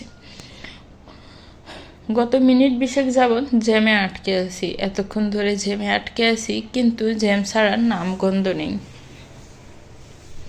অসহ্য লাগছে। এত বোরিং টাইম পাস করা যায়? ভাইয়াকে একটু জ্বালালে কেমন হয়? হুট করে ভাইয়াকে জ্বালানোর একটা আইডিয়া মাথায় চলে আসলো। আইডিয়াটা মন্দ না। আমি গাড়ির জানালা দিয়ে মাথা বের করে এদিক ওদিক তাকাতে লাগলাম। হঠাৎ করে দেখতে পেলাম অতীব সুন্দরী রমণী বসে আছে একটা ছেলের বাইকের পিছনে। দেখেই বোঝা যাচ্ছে দুজন প্রেমিকা, দুজনকে একসাথে মানিয়েছে। আমি ভাইয়াকে উদ্দেশ্য করেই বললাম, দেখ তো ভাইয়া, মেয়েটা দেখতে কেমন অসাধারণ না? আমার বউ হলে কিন্তু মন্দ হবে না। ভাইয়া আমার দিকে বিরক্তি চাহনি নিক্ষেপ করে, তোর কোনো কমন সেন্স নেই? দুজনকে দেখেই বোঝা যাচ্ছে প্রেমিকা। আরেক বেটার প্রেমিকাকে ধরে বেঁধে আমার বউ বানিয়ে দিচ্ছিস? তুমি আমাকে বকা দিলে, দাঁড়াও দেখাচ্ছি মজা। এই আপু ভাইয়া আমার মতিগতি বোঝার চেষ্টা করে আমাকে থামানোর চেষ্টা করছে, কিন্তু আমি ভাইয়াকে না জ্বালালে তো আমার পেটের ভাত হজম হবে না। ওই আপুটার ইশারায় জিজ্ঞেস করলো আমি তাকে বলছি কিনা। আমি মাথা নেড়ে হাঁ বুঝালাম। ভাইয়া আমার দিকে চোখ বড় করে তাকিয়ে আছে। আমি মিষ্টি এসে বললাম, আপু তোমাদের যুগলবন্দিটা অসাধারণ। তোমরা দুজন মেড ফর ইচ আদার। সারা জীবন এমনি হাসি খুশি থেকো। আপুটা মিষ্টি এসে বলল, দোয়া করো। অবশ্যই। এবার ভাইয়া এদিকে ফিরে তাকালো, আমার দিকে তাকিয়ে মুচকি হেসে বলল, ধন্যবাদ পিচ্ছি। আমরা দুজন মিট ফর ইচ আদার নাকি জানি না, তবে ও আমার জীবনে এসে আমার জীবনটা পরিপূর্ণ করে দিয়েছে। আমাদের একসাথে পথ চলা প্রায় 3 বছরের। এই 3 বছরে ও কখনো আমার হাত ছেড়ে যায়নি, সব সময় আমার পাশে থেকেছে। ভাইয়া, আপনাদের মতো ভালোবাসার মানুষগুলোও দেখতে ভালো লাগে। ওই রাস্তার গাড়িগুলো ছেড়ে দেওয়ার আপু আর ভাইয়াটা চলে গেল। যাওয়ার আগে আমাকে ভাই বলে গেল। আমি এবার ভাইয়ার দিকে দাঁত কেলিয়ে তাকালাম। ভাইয়া বুকে হাত দিয়ে বসে আছে। তোর জন্য না জানি আমি কোনদিন হার্ট অ্যাটাক করে ফেলি। হার্ট অ্যাটাক করলেও সমস্যা নেই, আমার জামাই দিয়ে তোমাকে ফ্রি চিকিৎসা করিয়ে দিব। আমি অনেক মহান ব্যক্তি, বুঝছ? তোমার মতো খানদানি ফকিরদের একটু হেল্প করতেই পারি। একের পর এক মেয়ে দেখিয়ে আমি ভাইয়াকে বিরক্ত করে যাচ্ছি। হঠাৎই আমার চোখ আটকে গেল একটা মেয়ের উপর। আমি এর আগে এত সুন্দর মেয়ে দেখিনি। আপুটা সব দিক দিয়ে পারফেক্ট, এক কথায় অসাধারণ। ভাইয়াকে মেয়েটা দেখানোর পর ভাইয়া একটা কথাই বলেছিল, মাশাল্লাহ।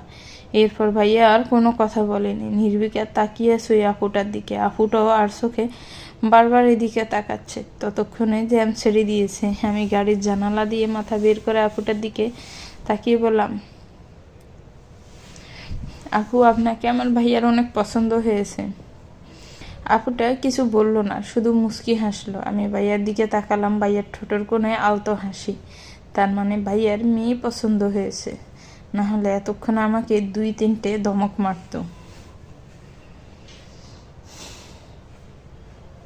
রুদ্রকে একের পর এক কল দিয়ে যাচ্ছি, কিন্তু উনি আমার কল রিসিভ করছেন না। 10 বারের মাথায় কল রিসিভ করলেন। সরি পিচ্ছি, ফোনটা গাড়িতে ছিল আর আমি হসপিটালে ছিলাম, তাই তোমার কল রিসিভ করতে পারিনি। প্লিজ রাগ করো না, সরি এগেন। ইটস ওকে, এতবার সরি বলতে হবে না। আমি আপনার কে হই যে আপনার উপর রাগ করব? আপনার উপর রাগ করার কোনো অধিকার আমার নেই। পিচ্ছিটার বুঝি অভিমান হয়েছে, তো মহারানীর রাগ ভাঙানোর জন্য এই অদম কি করতে পারে? আমার অভিমান ভাঙাবেন আপনি? আপনার এত সময় আছে? আপনি তো মহাব্যস্ত। এই অতি তুচ্ছ রমণীর অভিমান ভাঙানোর সময় কি আপনার হবে? একটু থেমে অভিমানী গলায় বললাম, আপনি কি বুঝতে পারেন না কেউ একজন আপনার ফোনের অপেক্ষায় সারাদিন বসে থাকে? আপনার কণ্ঠস্বর কর্ণগোচর করার জন্য কারো বক্ষস্থলী চিনচিন ব্যথা হয়? আপনার চিন্তায় সারাদিন বিবর থাকে কেউ একজন, নাকি আপনি বুঝেও না বুঝার ভান করে থাকেন? অভিমানী ফাঁকিয়া তো অভিমান করলে চলে? তোমাকে তো বুঝতে হবে তোমার বর একজন ডক্টর, তার উপর কত দায়িত্ব। তোমার বরের উপর আস্থা রেখে বেঁচে আছে কতগুলো পরিবার। উনি একটা দীর্ঘশ্বাস ফেলে বলেন, আমার কি ইচ্ছে করে না তোমার সাথে একটুখানি সময় কাটানোর, তোমার কোলে মাথা রেখে রাত জেগে গল্প করতে? কিন্তু আমি নিরুপায়। নিজের দায়িত্বটা আমি অবহেলা করতে পারি না। বুঝতে পারছো আমার কথা? আপনাকে একটা প্রশ্ন করি। হ্যাঁ বলো। অরিয়াপুর সাথে কি আপনার এখনো যোগাযোগ হয়? হুট করেই উনি চুপ হয়ে গেলেন।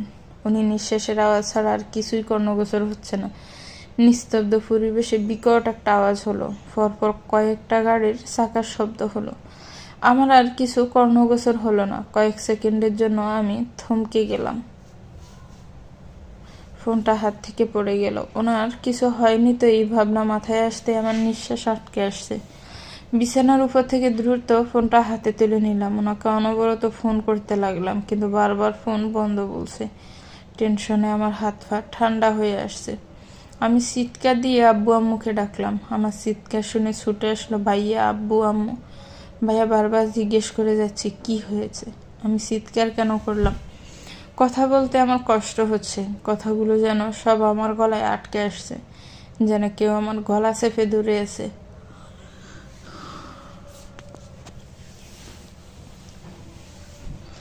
আমি ঠোঁট নাড়িয়ে কোনো মতে রুদ্রর কথাটুকু বললাম। ভাইয়া কতটুকু আমার কথা বুঝলো তা আমার বোধগম্য হলো না। ভাইয়া পর মুহূর্তে কাউকে ফোন করতে ব্যস্ত হয়ে গেল। যতটুকু বুঝলাম ভাইয়া রুদ্রকে ফোনে ট্রাই করছে। রুদ্রকে ফোনে না পেয়ে ভাইয়া ছুটে নিজের রুমে চলে গেল। কিয়ৎক্ষণ অতিবাহিত হতে ভাইয়া হাতে করে একটা ডায়েরি নিয়ে আমার রুমে আসলো।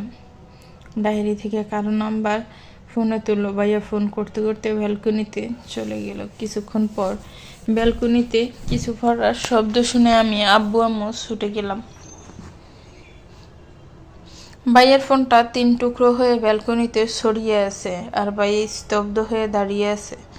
আব্বু আম্মু অনবরত জিজ্ঞেস করে যাচ্ছে কি হয়েছে, কিন্তু ভাইয়া কোনো কথা বলছে না, যেন ভাইয়া বাক শক্তিহীন হয়ে গেছে। আমি ভাইয়াকে 2 হাতে আঁকড়ে ধরে জিজ্ঞেস করে যাচ্ছে কি হয়েছে, রুদ্রর কোনো খবর পাওয়া গেছে কিনা। ভাইয়া আমার দিকে অশ্রুসিক্ত চোখে তাকালো। আমি ভাইয়ার অশ্রুসিক্ত চোখ দুটো দেখে 2 পা পিছিয়ে গেলাম। শুধু একটা কথাই মনে হচ্ছে, রুদ্রের কিছু হয়নি তো? আম্মু আরেকবার জিজ্ঞেস করতে ভাইয়া ভাঙ্গা ভাঙ্গা গলায় উত্তর দিল, কোনো ডক্টরের গাড়ির উপর নাকি গাছ পড়েছে, গাড়ি থেতলে গেছে। গাড়ির ভিতর যে ডক্টরটা ছিল তিনি আর বেঁচে নেই, ওনারও সারা শরীর থেতলে গেছে। অক্ষি কঠোর থেকে চোখ দুটো বেরিয়ে এসেছে, পা দুটো কেটে আর কিছু আমার কর্ণগোচর হলো না। চোখের সামনে সব কিছু সাবসা হয়ে এলো। বড় মুহূর্তের মাঝে ঢলে পড়লাম। জ্ঞান ফিরলে নিজের চোখের সামনে শুভ্র রংটা কিছুই দেখতে পেলাম না। মস্তিষ্কে শুধু একটা কথার প্রতিধ্বনি হচ্ছে, রুদ্রের কিছু হয়নি তো? রুদ্রের কিছু হতে পারে না। কিছুক্ষণ পর অনুভব করতে পারলাম আমার মাথা কেউ আলতো হাতে সম্পূর্ণ নিজের বক্ষপিঞ্জরে চেপে ধরে আছে। নাকে ঠেকছে খুব পরিচিত একটা পারফিউমের স্মেল। মাথাটা তুলে লোকটার মুখ দেখার জন্য আপ্রাণ চেষ্টা চালাচ্ছি। মাথাটা বারবার লাগছে, মাথা তুলতে খুব কষ্ট হচ্ছে। মাথা তোলার বৃথা চেষ্টা না করে ঘাড় কাত করে মুখটা দেখার চেষ্টা করলাম। কাঙ্ক্ষিত মুখটা দৃষ্টিগোচর হতে কয়েক মুহূর্তের জন্য আমি থমকে গেলাম। আমি এক হাত বাড়িয়ে রুদ্রর গালে এক পাশে হাত রাখলাম। কি নিষ্পাপ মুখশ্রী, ঘুমন্ত মুখশ্রী দেখে আমি এক জনম কাটিয়ে দিতে পারবো অনায়াসে। আমার বিশ্বাসই হচ্ছে না রুদ্র আমার চোখের সামনে শুয়ে আছে। আমি শুয়ে শুয়ে ওনাকে দেখতে লাগলাম। আমি হালকা নড়েচড়ে উঠতে রুদ্র চোখ দুটো উন্মুক্ত হয়ে গেল। রুদ্র আমার সামনে উপস্থিত আছে, এটা আমার অনুভূতি হতেই সমস্ত ব্যথা যন্ত্রণা উপেক্ষা করে দ্রুত উঠে বসলাম। আমাকে তড়িঘড়ি করে উঠে বসতে দেখে রুদ্র আমার সাথে উঠে বসলো। উনি কিছু বলার আগে আমি 2 হাতে ওনার মুখটা আগলে নিলাম। এটা আপনি না? আপনিই তো আমার সামনে বসে আছেন, তাই না? আপনার কিছু হয়নি, কোনো অ্যাক্সিডেন্ট হয়নি আপনার। রিল্যাক্স, আমার কিছু হয়নি। আমি জানতাম আপনার কিছু হতে পারে না, আপনি আমাকে এভাবে ছেড়ে যেতে পারেন না। জানেন ভাইয়া বলছিল আপনার নাকি অ্যাক্সিডেন্ট হয়েছে, আপনি আর নেই। এটা শোনার পর আমার দম বন্ধ হয়ে আসছিল, নিঃশ্বাস নিতে কষ্ট হচ্ছিল। আপনার কিছু হলে আমি সত্যিই মরে যেতাম। আপনাকে ছাড়া এই পৃথিবীর অক্সিজেনও আমার কাছে বিষাক্ত লাগে। বিশ্বাস করুন, আপনার কিছু হলে আমি সত্যিই মরে যেতাম। উনি আমার অদর জড়ায় আঙ্গুল রেখে চুপ করিয়ে দিলেন। হুশ, একদম চুপ, আর কোনো কথা নয়। আমার কিছু হয়নি, আমি একদম ঠিক আছি। I am all right. ইচ্ছে করছে থাপ্পায়া তোমার গাল লাল করে দিই। আমার সামনে বারবার মরে যাওয়ার কথা বলতে তোমার বুক কাঁপছে না? আমি ওনার দিকে ফেল ফেল করে তাকিয়ে আছি। উনি একটা দীর্ঘশ্বাস ফেলে বলেন, তোমার সাথে কথা বলতে বলতে হঠাৎ তাকিয়ে দেখি রাস্তার পাশের মোটামুটি বড় সাইজের গাছ মরমর করে ভেঙে পড়ছে। অ্যাকচুয়ালি ওই রাস্তাটার 2 পাশেই সারিবদ্ধভাবে গাছ লাগানো। চোখের পলক ফেলার আগে গাছটা ভেঙে একটা গাড়ির উপর পড়ে যায়। আচমকা এমন ঘটনাটায় আমি স্তম্ভিত হয়ে যাই। দ্রুত ব্রেক কষতে গিয়ে আমার ফোনটা জানালা দিয়ে ছিটকে বাইরে পড়ে যায়। আমার গাড়ির সাথে সাথেই আরও কয়েকটা গাড়ি থামে। সবাই ডিউটি শেষে বাসায় ফিরছিল। তাদের মাঝে একজন পুলিশকে ফোন দেয়। আমরা কয়েকজন মিলেই গাছটা সরানোর ট্রাই করছিলাম। ততক্ষণে পুলিশ চলে আসে। পুলিশের স্টেশনটা পাশেই ছিল। এত কিছুর মাঝে আমি তোমাকে ফোন করার কথা বেলামন ভুলে গিয়েছিলাম। যে লোকটার অ্যাক্সিডেন্ট হয়েছিল তিনিও একজন ডক্টর ছিলেন, আমাদের সিনিয়র ডাক্তার, অনেক ভালো মানুষ ছিলেন। আচমকিক ওনার এমন হৃদয় বিদারক মৃত্যু কেউ মেনে নিতে পারছে না। ওনার ওয়াইফ আছে? হ্যাঁ, স্যারের ওয়াইফ আছে। ওনাকে আমি যতবার দেখছি ততবারই ওনাকে ভীষণ শান্ত দেখছি। কখনো কারোর সাথে ঝগড়া করতে দেখি নাই, কারোর সাথে কখনো উচ্চস্বরে কথা বলতে শুনিনি। উনি নিচস্বরে নমনীয় কণ্ঠে কথা বলেন। আর আজকে ওনার এক অশান্ত রূপ দেখে আসলাম। পাগলের মতো চিৎকার করে কাঁদছেন। এটাই তো স্বাভাবিক। ওনার জায়গায় তো আজকে আমিও থাকতে পারতাম। এটা ভাবতেই আমার বুক কেঁপে উঠছে। কার অ্যাক্সিডেন্ট হয়েছে এটা না শুনে মাথা টাতা ফাটিয়ে বসে আছো। যদি সত্যি এটা আমি হতাম তাহলে তো জানি তুমি কি করতে। একদম বাজে কথা বলবেন না। আল্লাহর কাছে হাজার হাজার শুকরিয়া, আপনি একদম ঠিক আছেন। মাথায় চিনচিন ব্যথা অনুভব হতে মুখ দিয়ে অস্পষ্ট বেশি হলো। আমি মাথা চেপে ধরলাম। আমাকে কুকিয়ে উঠতে দেখে রুদ্র আমাকে নিয়ে ব্যস্ত হয়ে পড়লেন। মাথা কি বেশি ব্যথা করছে? ডক্টর ডাকব? আপনি এত ব্যস্ত হবেন না, আমি একদম ঠিক আছি। কতটুকু ঠিক আছো তা তো দেখতেই পারছি। দুইবার মাথায় আঘাত পেলে। আমি পুনরায় ওনার বুকে মাথা এলিয়ে দিলাম। উনিও পরম যত্নে আমাকে দুহাতে আগলে নিলেন। তুমি কবে নিজের খেয়াল নিতে শিখবে বলো তো? আজকে যদি তোমার মাথা ব্যালকনির রেলিংয়ে না লেগে তুমি ব্যালকনি থেকে পড়ে যেতে, তাহলে কি হতো ভাবতে পারছো? এটা ভাবলেই আমার হাত পা থরথর করে কাঁপে। আল্লাহর রহমতে আজকে একটুর জন্য তোমার বড় কোনো দুর্ঘটনা হয়নি। খুব মনোযোগ দিয়ে রুদ্র ছবি আঁকছে। আমি এত ভালো আর্ট করতে পারি না, কোনো দিন সেরকম করে শেখাও হয়নি। ছবি একটি শখের পাশে হুট করেই আজকে ইচ্ছে হলো ওনার ছবি আঁকার। আমি বরাবরই নিজের ইচ্ছেকে বেশি প্রাধান্য দিই, তাই তো পড়াশোনারও খেয়ে ছবি আঁকতে বসেছি। সিঁড়িতে দুবদা পায়ের আওয়াজ শুনে বুঝতে পারলাম রুদ্র এসেছে। সেদিকে ভ্রুক্ষেপ করলাম না। নিজের সবটুকু মনোযোগ দিয়ে আমি ছবি আঁকতে ব্যস্ত। উনি রুমে আসলেন। ওনার উপস্থিতি বুঝতে পেরেও কিছু বললাম না। উনি নিজের উপস্থিতি জানান দেওয়ার জন্য নিজের হাতের ফাইলটা দুফ করে আমার সামনে টেবিলে রাখলেন। আমি ওনার দিকে তাকালাম না, যেন আমার সব ধ্যান জ্ঞান এই ছবি আঁকার মাঝে।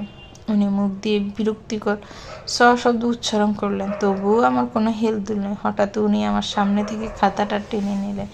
আমি বিরক্ত হয়ে ওনার দিকে তাকালাম। ওনার মুখ দেখে আমার বিরক্ত ভাবটা কেটে গেল। উনি হয়তো এতক্ষণ খেয়াল করেননি যে আমি পড়াশোনা রেখে ছবি আঁকাচ্ছিলাম, কিন্তু হয়তো আগে থেকেই রেগেছিলেন। ওনার উপস্থিতি বুঝতে পেরেও আমি কিছু বলি নাই রেখে রেগে গিয়েছেন। এখন তো আরও রেগে গেলেন। ওনার মুখ দেখে আমি চুপসে গেলাম। উনি খাতা থেকে দৃষ্টি সরিয়ে আমার দিকে অগ্নিদৃষ্টি নিক্ষেপ করলেন। আমি ভয়ে গুটিসুটি মেরে বসে রইলাম। উনি রাগে দাঁত চেপে বললেন, পড়াশোনা বাদ দিয়ে ছবি আঁকা হচ্ছে? এতক্ষণ এমন একটা ভাব করছিলেন যেন পড়াশোনা করে পৃথিবী উদ্ধার করে ফেলছেন। আপনি পড়াশোনা করবেন কেন? আপনি তো সব পারেন, আপনি তো সব জানতা। আপনার তো পড়াশোনা করার দরকার নেই। এত বই টেবিলে সাজিয়ে রেখে লাভ কি? সব বই বিক্রি করে দিন। কষ্ট করে কলেজ যাওয়ার কি দরকার? কলেজ যাওয়াও বন্ধ করে দিন। উনি রাগের গজগজ করতে করতে ওয়াশরুমে চলে গেলেন। ওনার রিয়াকশন দেখে আমি হতভম্ব হয়ে বসে রইলাম। আমি ভেবেছিলাম উনি কেমন রিয়াকশন দিবেন, আর এখন উনি রিয়াকশন দিলেন। উনি রেগে থাকলেও পড়াশোনা নিয়ে এভাবে কখনো বলেন না। আজকে তো কলেজ যাওয়ার বন্ধ করে দিতে বলেছেন। How strange. আমি ডিনার করে রুমে আসতে উনি গম্ভীর গলায় বলে উঠলেন, আমি সোজাসাপটা কথা বলতে পছন্দ করি, তাই তোমাকে ঘুরিয়ে ফেঁসিয়ে না বলে সরাসরি বলছে ডক্টর ইফাদের থেকে দূরে থাকবে, যতটা সম্ভব কথা কম বলবে, ক্লাসের বাইরে তো একদমই কথা বলবে না। তুমি আমার কথা বুঝতে পারছো? না বোঝার মতো তো আমি কিছু বলছেন না। আপনি পরিষ্কার বাংলা ভাষায় কথা বলছেন, আর আমি একজন বাঙালি, তাই আপনার কথা না বোঝার মতো কোনো কারণ আমি দেখছি না। কিন্তু আমি এটা বুঝতে পারছি না ইফাত স্যারকে নিয়ে আপনার সমস্যাটা কোথায়? ইফাত স্যারকে আপনার কোনো ফাঁকা দানে মই দিয়েছে। তুমি বুঝবে না, বোঝার কথাও না। তুমি তো আর আমার জায়গায় নেই, তাই আমার সমস্যাটা তুমি বুঝতে পারবে না। তুমি যদি ছেলে হতে আর তোমার যদি আমার মতো সুন্দরী একটা বউ থাকতো, তাহলে বুঝতে পারতে আমার সমস্যাটা ঠিক কোথায়। আপনি ঠিক কী মিন করতে চাইছেন বলুন তো?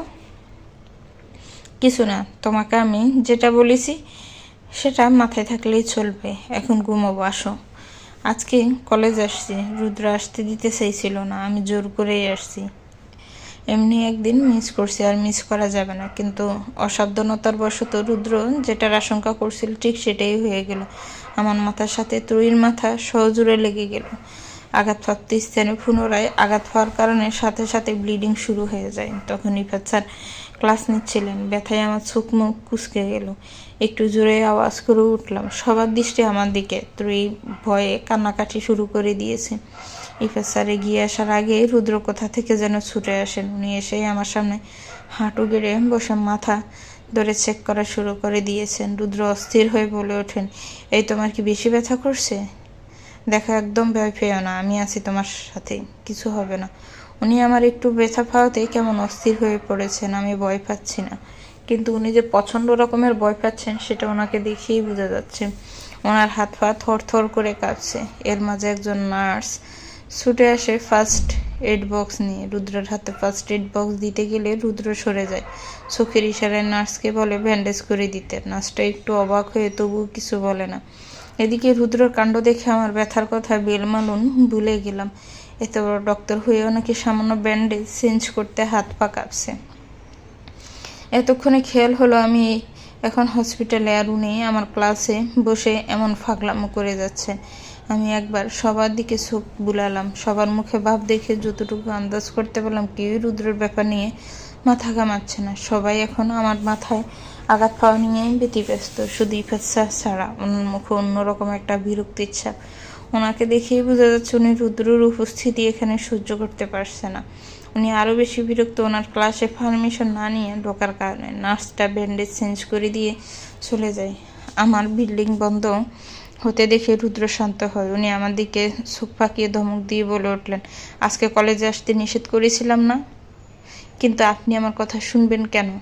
আপনি তো এখন অ্যাডাল্ট, নিজের লাইফের ডিসিশন নিজে নিতে শিখে গেছেন। ওনার ধমকে আমি কেঁপে উঠলাম। ত্রয়ী কেঁদে কেঁদে এসে বলল তার বেখেয়ালির জন্য এমন হয়েছে। উনি ত্রয়ীর কথা শুনলেন না। সবার সামনে আমাকে কোলে তুলে নিলেন। সবাই অবাক হয়ে আমাদের দিকে তাকিয়ে আছে। আমি লজ্জায় অস্বস্তিতে রুদ্রের বুকে মাথা গুঁজে দিলাম।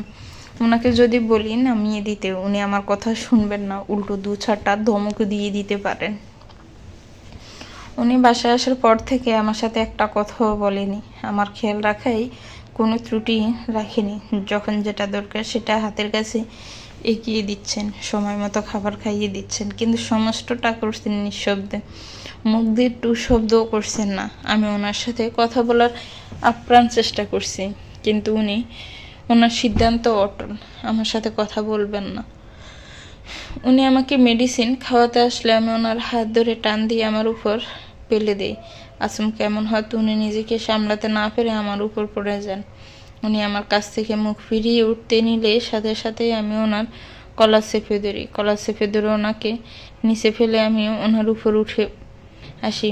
মুখ সিরিয়াস ভাব নিয়ে বললাম, এই ছেলে, আপনারা তো বাপ কোথা থেকে আসে? হ্যাঁ, দেখছেন না এই সুন্দরী রমণী আপনার সাথে কথা বলার জন্য মুড়িয়ে হয়ে আছে? আপনি জানেন না সুন্দরী রমণীদের উপেক্ষা করলে অভিশাপ লাগে, রূপের অভিষেক? উনি একটু হাত কাত হয়ে আমাকে ওনার নিচে ফেলে দেয়। ওনার কলার থেকে দু হাত ছাড়িয়ে আমার হাত দুটো ওনার এক হাতে বিছানার সাথে চেপে ধরেন, আর এক হাত দিয়ে কপালের ওপর পড়ে থাকা চুলগুলো সরিয়ে দিতে দিতে বলেন, এই সুন্দরী রমণীর রূপের অভিশাপে তো সেই কবেই আমি জ্বলে পুড়ে ছাই হয়ে গেছি। আজকে আর কলেজ যাওয়া হয়নি। কলেজের ক উচ্চারণ করতে উনি আমার দিকে কঠিন দৃষ্টি নিক্ষেপ করেন। এই দৃষ্টি উপেক্ষা করে আর কলেজে যাওয়ার কথা বলার সাহস আমার হয়নি। সারাদিন রুমে বসে কাটানো যায় নাকি?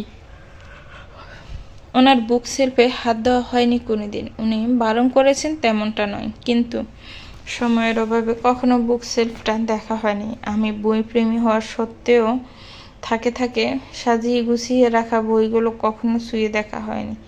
বিছানায় বসে ডিভাইস করছিলাম কোন বইটা পড়া যায়। এখানের বেশিরভাগ বই মেডিকেলের বই, সায়েন্স ফিকশন, পৃথিবীর বিখ্যাত অমর মনীষীদের আত্মজীবনী আর বিজ্ঞান ভিত্তিক বই। এত এত বইয়ের মাঝে আমার নজর আটকে গেল এক্ষণে থাকা হুমায়ুন আহমেদের কৃষ্ণপক্ষ উপন্যাসের বইটাই। আমি বরাবরই উপন্যাস প্রেমী। বইটা নেওয়ার জন্য বুক সেলফের কাছে গেলাম। বইটা সবার উপরে থাকে, কিছুতে হাত লাগিয়ে পাচ্ছিলাম না। একটা চেয়ার নিয়ে এসে চেয়ারে উঠে বইটা নিলাম। বইটা হাতে নেওয়ার পরপরই কেমন যেন একটা প্রশান্তি অনুভব হচ্ছে। এই উপন্যাসটা পড়ার ইচ্ছা আমার অনেক দিনের, কিন্তু আম্মুর জন্য পড়া হয়ে ওঠেনি। ব্যালকনিতে রাখা ডিবানে আরামসে বসে পড়লাম। বইটা ওপেন করতে বইয়ের ভিতর থেকে কিছু কাগজ বেরিয়ে এলো। কাগজ বললে ভুল হবে, ছবির মতো লাগছে। কৌতূহলবশত ছবিগুলোতে হাত দিলাম। ছবিগুলো আমার চক্ষুগোচর হওয়া মাত্রই দুনিয়া অন্ধকার হয়ে এলো। চোখ দুটো অশ্রুতে টইটুম্বুর হয়ে ঝাপসা হয়ে আসছে, চোখ দুটো ভীষণ জ্বালা করছে, মাথা বন বন করছে। একটা মেয়ের সাথে রুদ্রর কিছু হাস্যোজ্জ্বল ছবি, জানি মেয়েটা রুদ্রর প্রাক্তন প্রেমিকা অরিয়াফু। অরিয়াফু দেখতে মাশাআল্লাহ, ওনার রূপের প্রশংসা যতই করি ততই কম হবে। এজন্যই হয়তো রুদ্র অরিয়াফুর প্রেমে পাগল ছিল। অরিয়াফু যতই রুদ্রর প্রাক্তন হোক না কেন, আমি তো রুদ্রের সাথে ওনাকে মানতে পারছি না। আমি ব্যতীত অন্য কাউকে আমি রুদ্রের পাশে কল্পনাও করতে পারি না। আমি বরাবরই নিজের জিনিস নিয়ে পসেসিভ, যা আমার তা আমারই। তার দিকে কারো নজর আমি সহ্য করতে পারি না। আর যদি সেটা হয় আমার প্রিয় জিনিস, তাহলে সেটার দিকে কেউ চোখ তুলে তাকালেও আমি সহ্য করতে পারি না। এই মুহূর্তে রুদ্রর পাশে আমি অরিয়াফুকে সহ্য করতে পারছি না। তাদের এই ক্লোজ ছবিগুলো আমার অন্তর জ্বালিয়ে ফুরিয়ে ছাই করে দিচ্ছে। বুকের ভিতর ধাউ ধাউ করে আগুন জ্বলছে। সেই আগুনে সব কিছু আমার জ্বালিয়ে ফুরিয়ে ছাই করে দিতে ইচ্ছে করছে। একটা লাইটার নিয়ে এসে এক এক করে ছবিগুলো জ্বালিয়ে দিতে লাগলাম। দাউ দাউ করে আগুন জ্বলছে। সেই আগুনে ফুটছে রুদ্র আর অরিয়াফুর ভালোবাসাময় স্মৃতিগুলো। সেই সাথে পৈশাচিক আনন্দ হচ্ছে আমার। কোনো মেয়ে তার হাজব্যান্ডের পাশে অন্য মেয়েকে সহ্য করতে পারে না, সেখানে আমি কি করে পারবো? ডাক্তারবাবু, আপনার এই হাসি আমার বুকের মাঝখানটায় গিয়ে লাগছে। কই, আমি তো কোনোদিন আপনার এই স্নিগ্ধ হাসি দেখিনি। এই স্নিগ্ধ হাসি কি শুধু অরিয়াপুর জন্যই বরাদ্দ, নাকি স্নিগ্ধ হাসির মালিকানা শুধু অরিয়াপুর নামে? যে অরিয়াপু চলে যাওয়ার সাথে সাথে হাসিটাও নিয়ে গেছে, আমি কি আপনার এক টুকরো স্নিগ্ধ হাসির কারণ হতে পারি না? নাকি সুই অধিকার আমার নেই? হিংসা জিনিসটা বরাবরই আমি ঘৃণা করতাম। আজকে আমার ভীষণ হিংসে হচ্ছে অরিয়াপুকে। আপনার ভালোবাসার একমাত্র ভাগিদার কেন অরিয়াফু হলো? আপনার একটু ভালোবাসা পাওয়ার অধিকার কি আমার নেই? অন্তর্দহনে অনেক জ্বলেছি, এবার আপনাকেও অন্তর্দহনে জ্বলতে হবে। এতদিন রিয়ার ভালোবাসা দেখেছেন, এখন থেকে রিয়ার ইগনোরেন্স দেখবেন ডাক্তারবাবু। রুদ্রর ডাকে হুশ এলো। ছবিটা প্রায় পুড়ে গিয়েছিল। হাতে লাগার আগে রুদ্র ছবিটা হাত থেকে ফেলে দিয়েছেন। হাতে হালকা একটু ছেঁকা লেগেছে, কিন্তু এই ব্যথা উপলব্ধি হচ্ছে না, কারণ এই ব্যথার থেকেও মনের ব্যথা আজ প্রখর। তুমি এতটা কেয়ারলেস কি করে হতে পারো? আমি যদি এখন না আসতাম কি হতে ভাবতে পারছো? এসব কি পোড়াচ্ছিলে? আগুন এখনই তোমার ওড়নায় লেগে যাচ্ছিল। যদি ওড়নায় লেগে যেত তাহলে তাহলে আর কি হতো? আমি আগুনে জ্বলসে যেতাম, আমার কোনো অস্তিত্ব থাকতো না। শাট আপ, আর একটা কথাও বলবে না। মৃত্যুকে তুমি হেলাফেলা মনে করো? হাত দেখি দাও। দেখতে হবে না। উনি আমার কথা শুনলেন না, জোর করে হাত টেনে নিলেন। হাত লাল হয়ে গেছে। হাতের কি অবস্থা করেছে দেখতে পাচ্ছ? আসো, অয়েন্টমেন্ট লাগিয়ে দিই। আমি ঝাড়া মেরে ওনার থেকে নিজের হাতটা ছাড়িয়ে নিলাম। লাগবে না অয়েন্টমেন্ট, আমারটা আমি বুঝে নিব। আমি নিজের খেয়াল রাখতে জানি, আপনাকে আমাকে নিয়ে এত ভাবতে হবে না। কথাগুলো বলি একদণ্ড ওনার সামনে দাঁড়ালাম না, সোজা রুম থেকে বেরিয়ে এলাম। আমি ওনার সাথে তো এমন বিহেভ করতে চাইনি। হুট করে আমার কি হলো আমি নিজেও বুঝতে পারলাম না।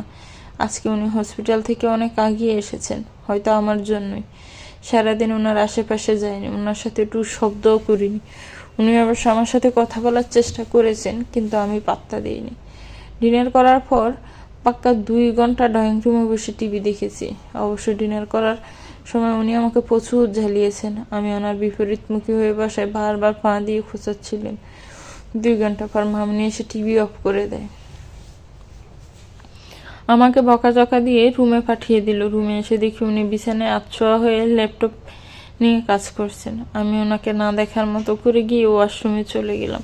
ওয়াশরুম থেকে এসে ওনার সামনে গুড়গুড় করছি, কিন্তু উনি একেবারের জন্য আমার দিকে তাকালেন না। আমার রাগ হলো ভীষণ। আমি ঠাস করে রুমের লাইট অফ করে দিলাম।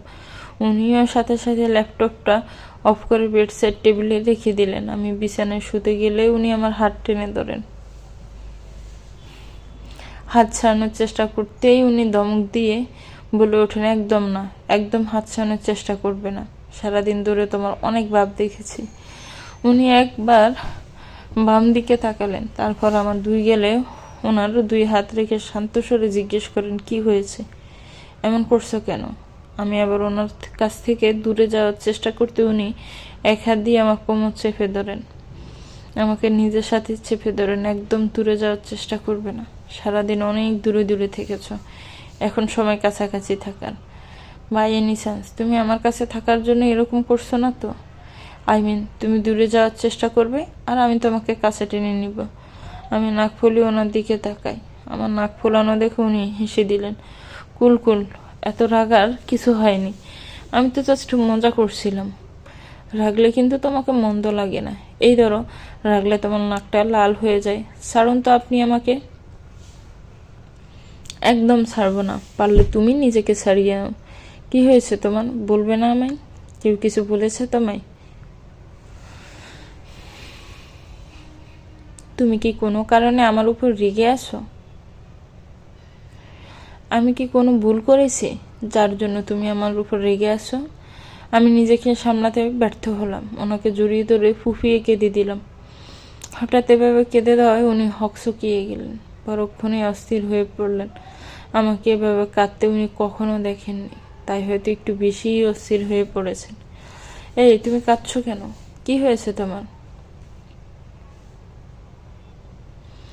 আপনি আমাকে একটুও ভালোবাসেন না। আপনার সব ভালোবাসা অরিয়াফুর জন্য, তাই না? অরি নামটা শুনেই মনে হলো উনি থমকে গেলেন। হাত আটকে গেল আমার চুলের বাজে। আমি ওনাকে ছেড়ে দিয়ে উঠে বসলাম। ওনার চোখের দিকে তাকিয়ে বললাম, আমি তো শুধু আপনার অভ্যাস।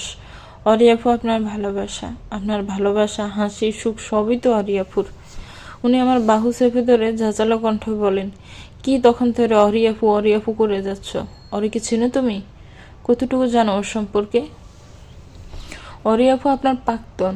ওনার হাত জোড়া থেমে গেল। উনি আমাকে ছেড়ে দূরে সরে বসলেন। উনি অন্যদিকে তাকিয়ে ভার কয়েকবার নিঃশ্বাস নিলেন। আমার দিকে না তাকিয়ে আমাকে জিজ্ঞেস করলেন, এসব তুমি জানলে কি করে? তোমাকে অরির কথা কে বলেছে? আপনি আজও আমাকে কিছু বলবেন না? প্রত্যেকবার আপনি সূক্ষ্মভাবে প্রশ্নটা এড়িয়ে যান। আমি আর এসব মানতে পারছি না। আজ আপনি এসব আমাকে বলবেন, না হলে সত্যি সত্যি আমি এই বাসা ছেড়ে চলে যাব। আমার আর ওর পরিচয়টা হয়েছিল কলেজে পড়াকালীন। পরিচয় বললে ভুল হবে, ও নিজে এসে শুধু আমার পরিচয় জেনে নিয়েছিল। আমি ওর সম্পর্কে কিছু জিজ্ঞেস করিনি। ইনফ্যাক্ট নামটা পর্যন্ত জিজ্ঞেস করিনি। হুট করে আমি কারোর সাথে মিশে যেতে পারি না। অপরিচিত কারোর সাথে কথা বলতেও আমার ভালো লাগে না। ওর সাথে মিশার বা ওর পরিচয় জানার কোনো ইচ্ছে বা প্রয়োজন আমার ছিল না, কারণ আমাদের একটা ফ্রেন্ড সার্কেল ছিল। আমাদের ফ্রেন্ড সার্কেল মোট 5 জনের। রুনা আর ইলান তো ছিলই, আরও 2 জন আছে, তারা দেশের বাইরে থাকে। আমি বরাবরই পড়াশোনা নিয়ে সিরিয়াস ছিলাম। প্রয়োজন বাদে আমার ফ্রেন্ড সার্কেলের বাইরের কারোর সাথে আমি কথা বলতাম না। আমি ক্লাসে কখনো ফ্রেন্ডদের সাথে সার্কেলের কারোর সাথে বসতাম না, কারণ ফ্রেন্ডরা একসাথে বসলে কথা হবে, এটাই স্বাভাবিক। কথা না হলে সেটা অস্বাভাবিক। আর ক্লাস চলাকালীন কেউ আমাকে ডিস্টার্ব করুক, সেটা আমার পছন্দ ছিল না। আমার অপছন্দের কাজটাই অরি করতো। আমাকে ক্লাসে অরি বরাবরই ডিস্টার্ব করতে, প্রচণ্ড ডিস্টার্ব করতে। বিরক্ত হয়ে স্যারকে বিচার দিতে গিয়েও দিতাম না, কারণ একটা মেয়ে আমাকে ডিস্টার্ব করে, ব্যাপারটা হাস্যকর। একদিন আমি কড়াকড়িভাবে নিষেধ করে দিয়ে আমাকে যেন ক্লাসে বিরক্ত না করে। ক্লাসে বিরক্ত করা ছেড়ে দিলে নতুন হইতে আমাকে বিরক্ত করা শুরু করে। কলেজ শেষে আমি লাইব্রেরিতে বসে বই পড়তাম। আমার ওই 2 বন্ধু হোস্টেলে থাকতো, তাই তারা কলেজ ছুটি হওয়ার পরপরই চলে যেত, কারণ সময় মতো না গেলে খাবার পাবে না। রুনা আর ইলান যেত ঘুরতে, তাই আমি একাই লাইব্রেরিতে বসে বই পড়তাম। লাইব্রেরিতে এসে বিরক্ত করা শুরু করে। আমি আমার পাশে বসে বক বক করতাম। এভাবে কিছুদিন চলে। ও একা একাই কথা বলতো, আমি কখনো অরির কথার প্রত্যুত্তর করতাম না। প্রথম কিছুদিন ভীষণ বিরক্ত হতাম, বিরক্তি প্রকাশও করতাম, কিন্তু আমার বিরক্তিটাকে পাত্তা দিত না। আস্তে আস্তে ওর বক বক করাটা আমার ভালো লাগতে শুরু করে। ওর বক বক শোনা আমার রোজকার রুটিন হয়ে গিয়েছিল। হুট করে ও একদিন আমাকে প্রপোজ করে বসে। উনি একটা দীর্ঘশ্বাস ছাড়লেন। আমি অধীর আগ্রহে অপেক্ষা করতে লাগলাম ওনার পরবর্তী কথাগুলো শোনার জন্য। উনি কিছু বলছেন না দেখে অধৈর্য হয়ে আমিই বলে উঠলাম, কি হলো, চুপ করে গেলেন কেন? এরপর কি হলো সেটা বলুন। আপনি কি অরিয়াপুর প্রপোজ অ্যাকসেপ্ট করেছিলেন? কথাটা বলার পর আমি বুঝতে পারলাম উনি কতটা বোকামি করেছে। প্রপোজের অ্যাকসেপ্ট না করলে প্রাক্তন প্রেমিকা কীভাবে হবে? আসলেই বিখ্যাত আবাল। তাই তো আবাল মার্কা প্রশ্ন করি। উনি আমার দিকে মৃদু হেসে বললেন, সহ্য করতে পারবে পরের কথাগুলো? কষ্ট হবে না তোমার? কেন পুরনো ঘটনা ঘেটে নিজের কষ্ট বাড়াতে চাইছো? প্লিজ আপনি বলুন। সবটা না জানলে আমার কষ্ট বাড়বে, বই কমবে না। এখন যদি না জানি তাহলে আক্ষেপ থেকে যাবে। রোজ আমি একটু একটু করে জ্বলবো। রোজ রোজ জ্বালার থেকে একবারে জ্বলা ভালো না? উনি একটা লম্বা শ্বাস ফেলে বললেন, তুমি বড্ড জেদি। যেটা করবে বলে ঠিক করো, ঠিক সেটাই করো। ও আমাকে প্রপোজ করেছিল সবার সামনে ক্যান্টিনে, তাই ওকে রিজেক্ট করতে পারিনি। সবার সামনে একটা মেয়েকে রিজেক্ট করা সেই মেয়েটার জন্য কতটা অসম্মানজনক তুমি নিশ্চয়ই বুঝো। আমি কিছু না বলে ক্যান্টিন থেকে বেরিয়ে আসি। এরপর কেটে যায় কিছুদিনের মাঝে। ওরি আর আমার সামনে আসেনি, ইনফ্যাক্ট কলেজেও আসেনি। হয়তো এভাবে কিছু না বলে বেরিয়ে যাওয়ায় হয়তো ওর ইগোতে লাগে। এদিকে আমি ওকে ভীষণভাবে মিস করা শুরু করে। ওর প্রতি একটা অ্যাট্রাকশন কাজ করা শুরু করে। ওর বক একসময় বিরক্ত লাগতো। ওই সময় ওর বক শোনাটা নেশায় পরিণত হয়ে যায়। ওর সাথে কোনোভাবে যোগাযোগ করতে পারছিলাম না। কেমন একটা ডিপ্রেশনে ভুগছিলাম। ওর বান্ধবীরাও ওর কোনো খোঁজ দিচ্ছিল না আমাকে। এদিকে সবাই আমাকে বলছিল ওর প্রপোজাল অ্যাকসেপ্ট করে নিতে। আমি সব দিকে দিয়ে পারফেক্ট, আমার জন্য একদম পারফেক্ট। কলেজের সেরা সুন্দরী ছিল অরি। সবাই বলতো, কলেজের সেরা সুন্দরী তোমাকে প্রপোজ করেছে আর তুমি তাকে রিজেক্ট করছো।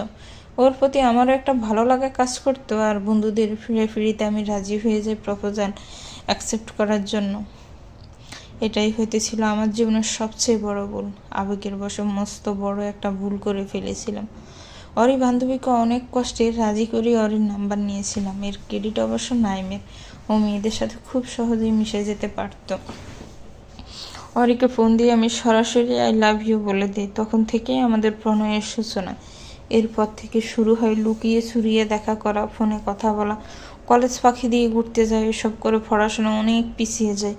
এতে আমার আফসোস ছিল না, কারণ ভালোবাসার মানুষ পাশে থাকলে আর কি চাই। এভাবে কেটে যায় কলেজের দিনগুলো। টেস্ট পরীক্ষায় ভয়াবহ রকমের রেজাল্ট খারাপ হয়। আব্বু ভীষণ বকা দেয়। পড়াশোনা নিয়ে আবার সিরিয়াস হয়ে যায়। এর ফলে অরিকে আগের মতো সময় দিতে পারতাম না। বুঝতে পারছিলাম অরি আমার কাছ থেকে আস্তে আস্তে দূরে সরে যাচ্ছে। মনে মনে ঠিক করে নিয়েছিলাম পরীক্ষার পর পুরোটা সময় ওকে দিব।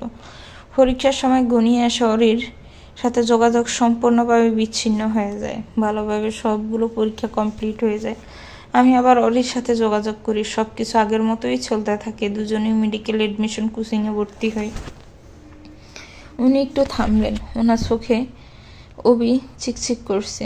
উনি ঠোঁট কামড়ে ধরে অন্যদিকে তাকালেন। আমার বুকের ভিতর ঝড় বয়ে যাচ্ছে। মনের মাঝে একটাই প্রশ্ন জাগছে, উনি কি এখনো অরিয়াপুকে নিজের জীবনে ফিরে পেতে চান? তো ভিউয়ার্স, গল্পটার এই পর্ব কেমন হয়েছে একটি কমেন্ট করে জানাবেন। গল্পটা দেরি করে দেওয়ার জন্য আমি আন্তরিকভাবে দুঃখিত। গল্পটার পরবর্তী পার্ট খুব শীঘ্রই আসবে। ভালো থাকবেন, সুস্থ থাকবেন, আমার চ্যানেলের সাথেই থাকবেন। আল্লাহ হাফেজ।